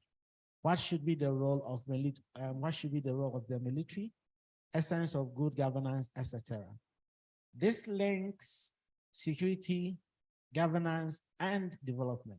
The focus of this should be on the state versus human security, including the needs of the population. However, how to deal with these topics of security sector reform and governance, as countries do not often have good understanding of this, and the issues are very sensitive, even though the benefits are important, especially on the long term.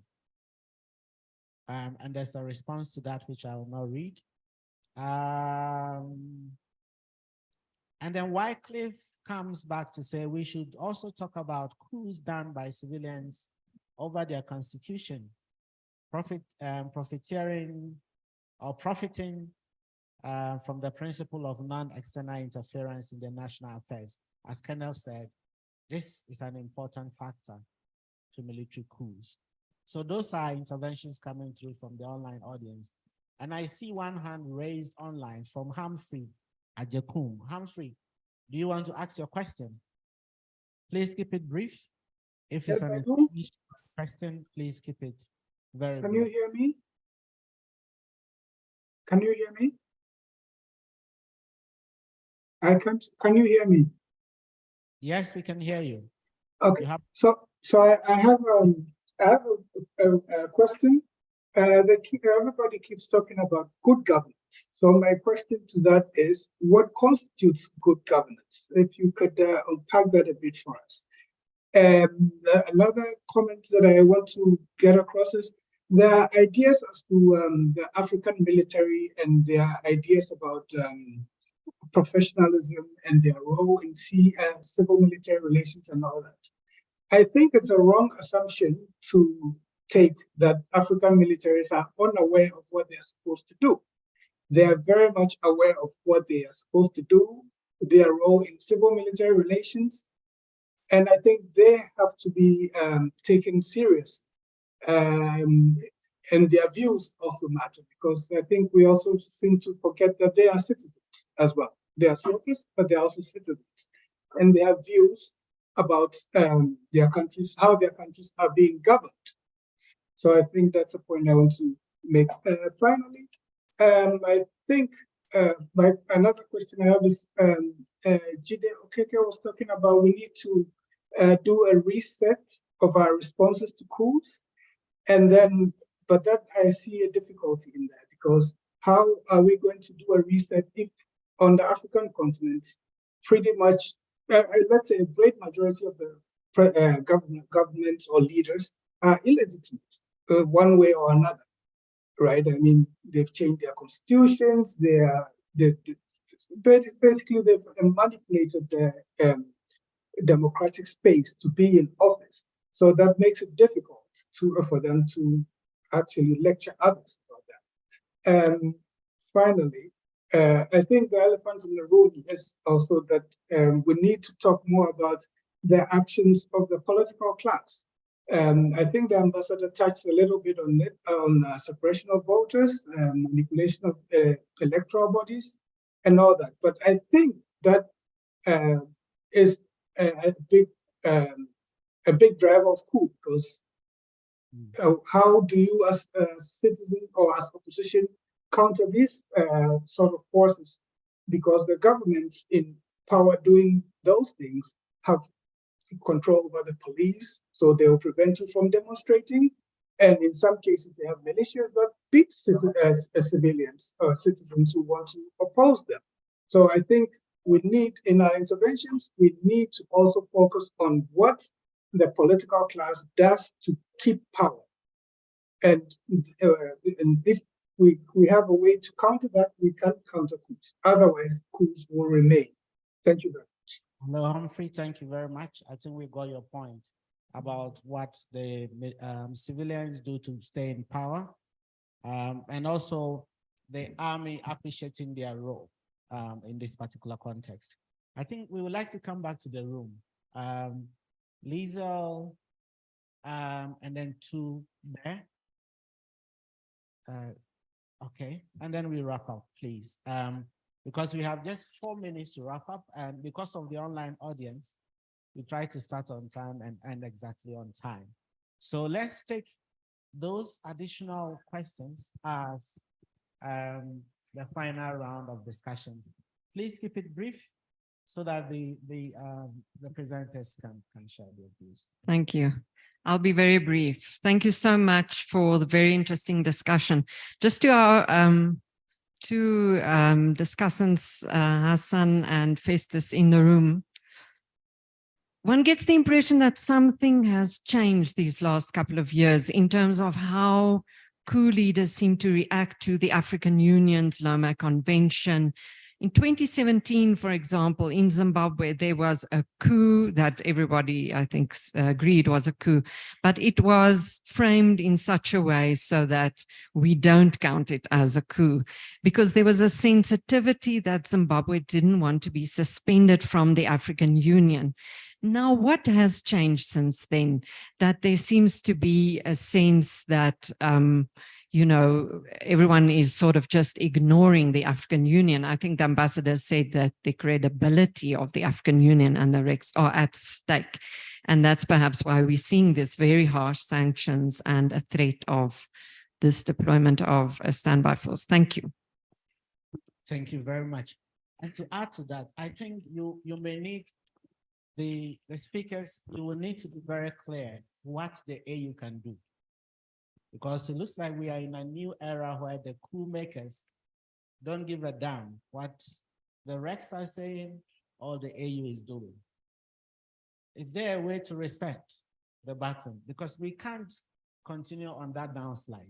Something needs to happen. How do we take back control of that space? I think that needs to be very clear in this conversation. Yes, please.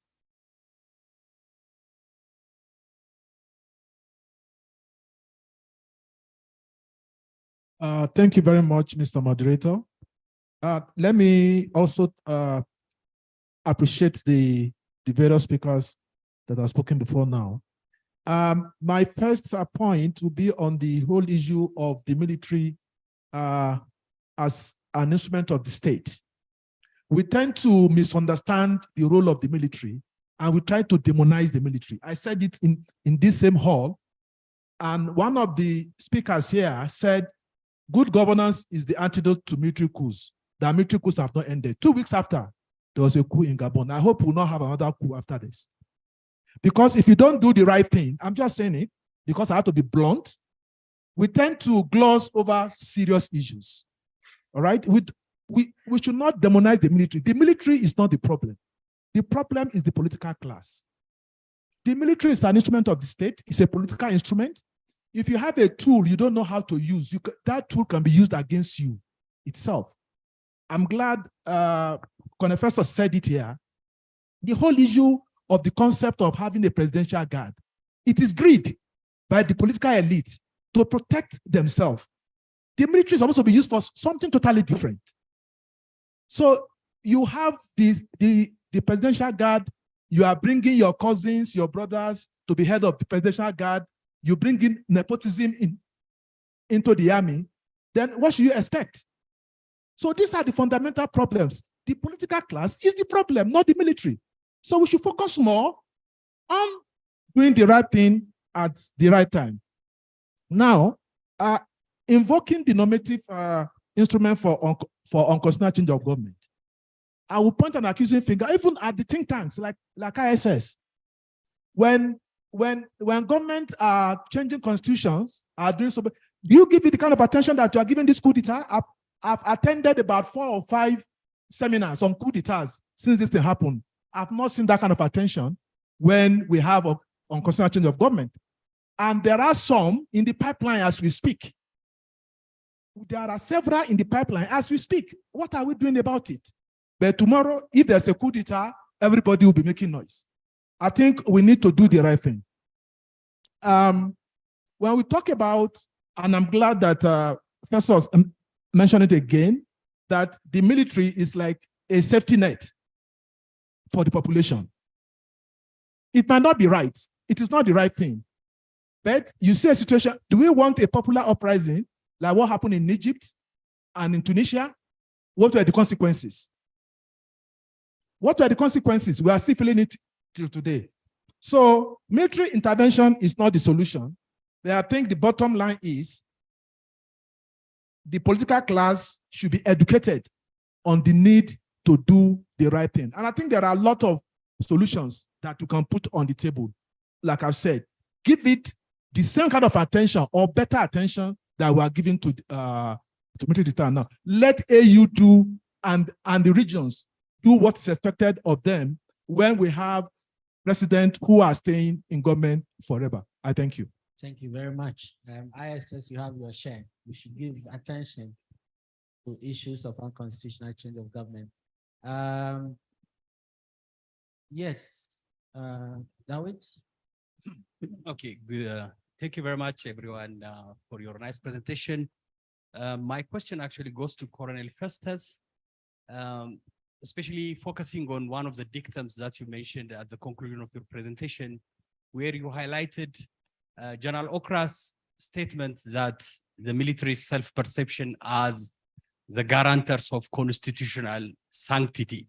So I would like you to expound a bit to tell us which aspect of the military's culture, tradition, and training do prepare the military to take the complex task of political governance and this complex task of guardians of the civil constitutional rule. Thank you. Good question. And I would like to add, it looks like from my observation and from the kind of intervention coming from the military, our insights into the military side, it looks like the issue is not so much about the military intervening.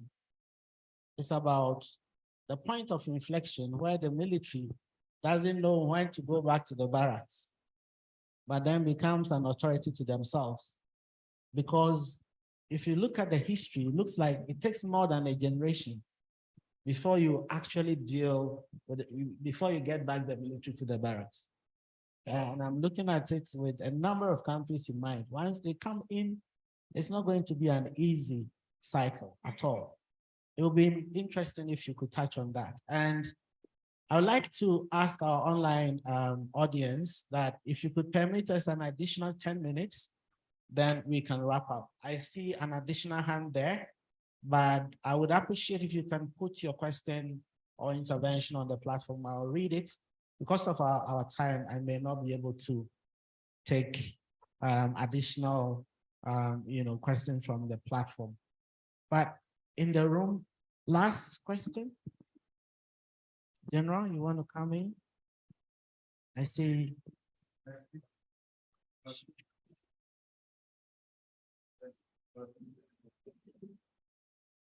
La présentation des panélistes. Nous connaissons les causes réelles des différents coups d'État qui ont amené les militaires au pouvoir comme des sauveurs. Des sanctions sont toutefois prononcées contre ces militaires putschistes qui anticipent parfois pour contrer les coups d'État anticonstitutionnels. Je dis par là les prolongements de mandat et les changements de constitution. Et généralement pour éviter une effusion de sang, parce que souvent impliquer les forces de l'ordre. Ma question, c'est de savoir quelles sont les sanctions que l'UA a prévues pour les gouvernements civils issus de ces coups d'État anticonstitutionnels. Merci.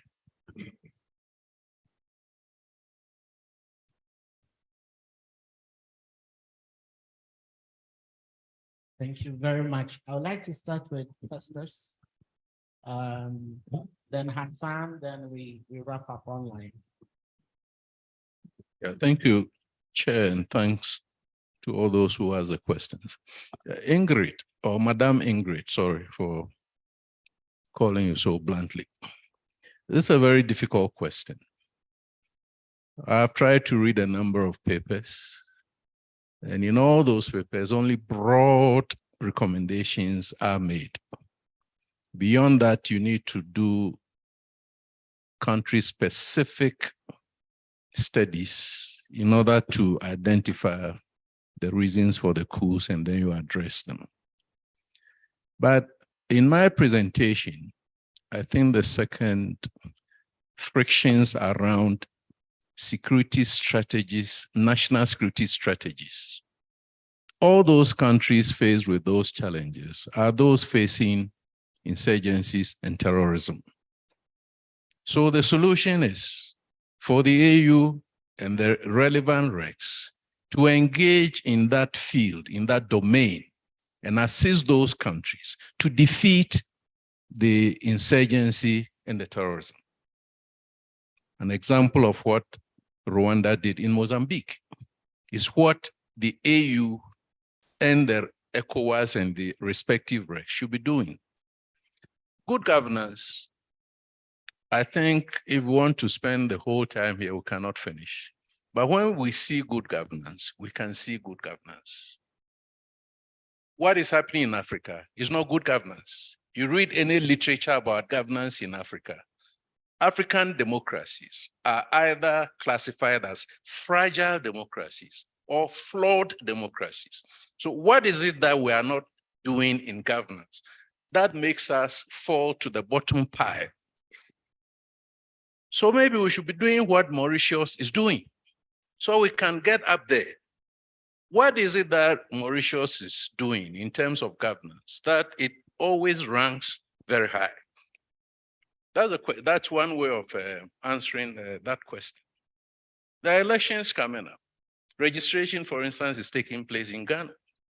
So this idea of constitutional tyranny, where you hide behind constitutions, you hide behind laws, and you apply the laws in such a way that you are creating more, potential for conflict. We all see it. It's in the APRM report. So I recommend that the APRM reports must be studied by the PSC, workshopped, so that whatever the observations and recommendations are could be, taken and substantively dealt with. Because I want to believe that between the APRM continental early warning system, which is now diffused, and nobody seems to know where it is, plus CISA, AU cannot say that it doesn't know which countries are almost at the brink of a coup. Because if the countries are not being governed well, then Aziz is saying that the coup is in the offing. And there are many more like that. where our leaders have become one-term, what do you call it? Lifetime presidencies.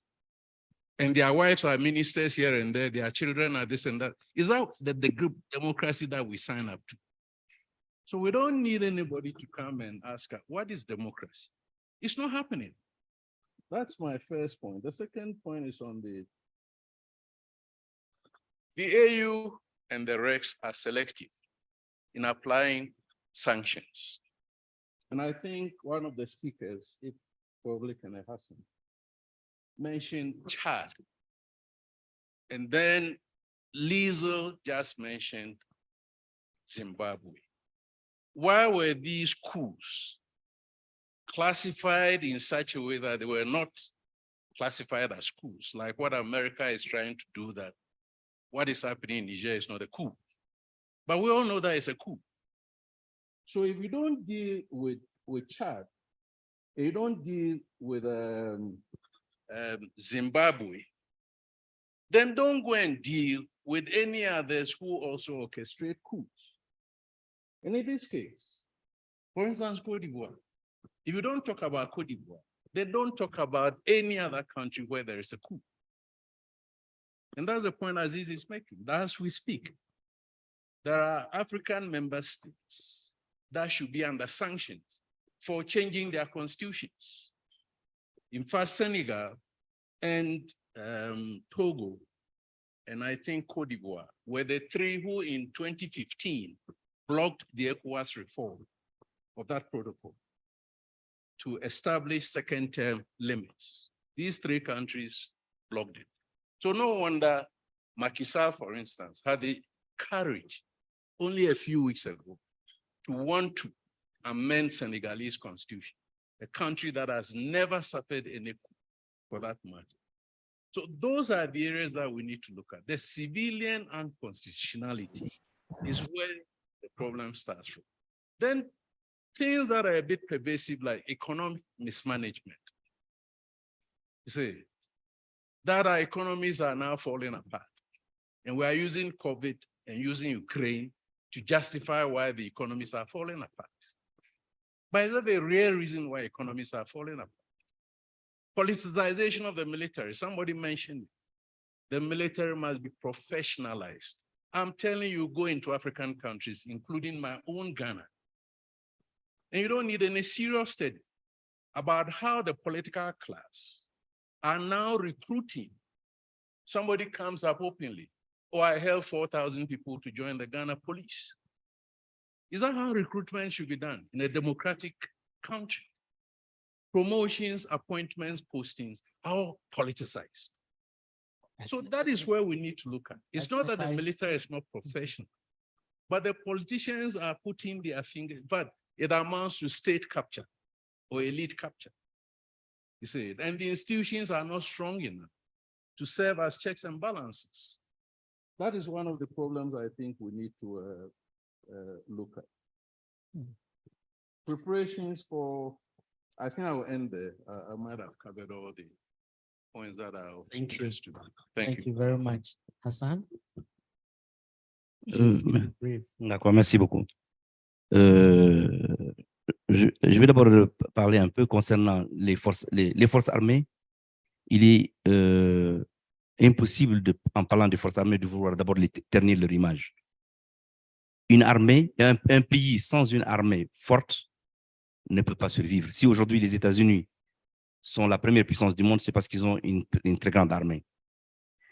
Et le rôle des armées dans les pays africains, il est essentiel et très, très important. Et on ne peut pas le remettre en cause. Mais cependant, ce qu'on remet en cause, c'est l'ingérence des militaires dans le politique. C'est vrai que les militaires ne s'ingèrent en politique que quand les politiques faillissent. Quand les causes viennent justement de la mauvaise gouvernance et du mauvais comportement des politiciens, c'est eux qui amènent les militaires et qui les invitent dans le cadre de ce coup d'État. Concernant les dirigeants actuels, comme la question de Liesl, je pense que le Festus en avait parlé et l'ambassadrice Oussidiane en avait parlé d'une part. Il y a un problème de crédibilité des organisations sur lesquelles ont joué ces militaires. Ce manque de crédibilité est dû à quoi? Parce que les premiers à braver, ce sont les Maliens. C'est suite à une chose. Le Mali, en 2012, a été assiégé. Il a attendu une bouée de sauvetage de la CEDEAO et de l'Union africaine qui n'est pas venue. Ils se sont tentés abandonnés et ils ont, à l'époque, leur armée à truquer. La deuxième chose, c'est la tolérance qui a été faite au changement anticonstitutionnel fait par des civils, l'histoire des réformes constitutionnelles. Ça a aussi servi à décrédibiliser ces organisations. Et ensuite, les politiques de 2 poids 2 mesures, le Tchad, d'autres pays sont traités autrement alors que d'autres sont sanctionnés, qui fait que ça a donné un peu l'idée à ces politiques, ces gens aujourd'hui qui font les coups d'État, de braver complètement ces organisations.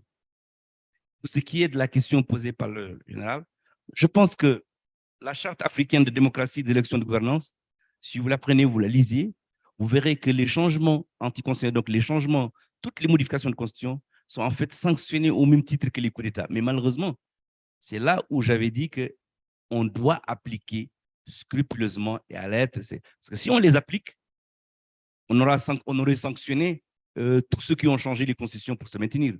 Et là, on n'aurait peut-être pas amené à ces coups d'État-là et consorts. Je vous remercie. Sanction 1, issue sanction 2 and 3. Thank you very much, Hassan. I would like to turn to Jide, and then Ambassador takes the last shot. Jide. Oh, thank you so much. Incredibly revealing. So what can the African Union do? I think in terms of what the African Union can do and do even better, certainly from the empirical observation that we've seen, sanctions are not working and they are not deterring coups. So there's a need for us to rethink the toolbox in terms of how the Peace and Security Council is able to address or deter coups. And there are a few ways in which that can happen. The first is how, and we've said this even in the context of conflict discourse, how do you match the information that the Peace and Security Council receives in terms of early warning, in terms of anticipatory analysis, with appropriate responses? This is still a problem. That mismatch is going to continue to create vulnerabilities and inadequacies in how we respond. The second point I would want to put on the table is that we have a lot of, I would say, speculations around the relationship between the nature of training received by security actors and the possibility that they may drive, and it's been in some of the recent articles around coups. I think this is quite a disturbing association to make, the nature of training received by certain security actors and how that can drive the tendency for greater politicization of the military. Perhaps what would be useful, and I don't think it's been done by the Peace and Security Council in the past, is for us to review the nature of curriculum provided by both staff and war colleges. If that is open, if there are no sovereignty issues associated with such a review process, it would help us in better understanding the ways in which we can better position our military to address some of the contemporary challenges that we face, including how to prevent coups. And I think this is an important exercise. We've done the African Standby Force review, but this is a different type of review. It's a review to look at the sort of capacities and training in particular that are provided by the military, especially those that we have referred to today, the presidential guards. I think this is an important point to make. The last point is that I do share the view that amendments to term limits and flawed elections are immediate drivers of various forms of instability, including the risk of military coups. And this is something that the Peace and Security Council would need to make a pronouncement on and seem to find ways. You have the panel of the wise to deter that from happening. And I think if we use the Peace and Security Council architecture, the African Peace and Security architecture even better, we might be a step closer towards preventing some of these challenges that we face. Back to you, Andy. Thank you very much. Before I turn to Ambassador, we have an evaluation form in front of you. Please fill it for us.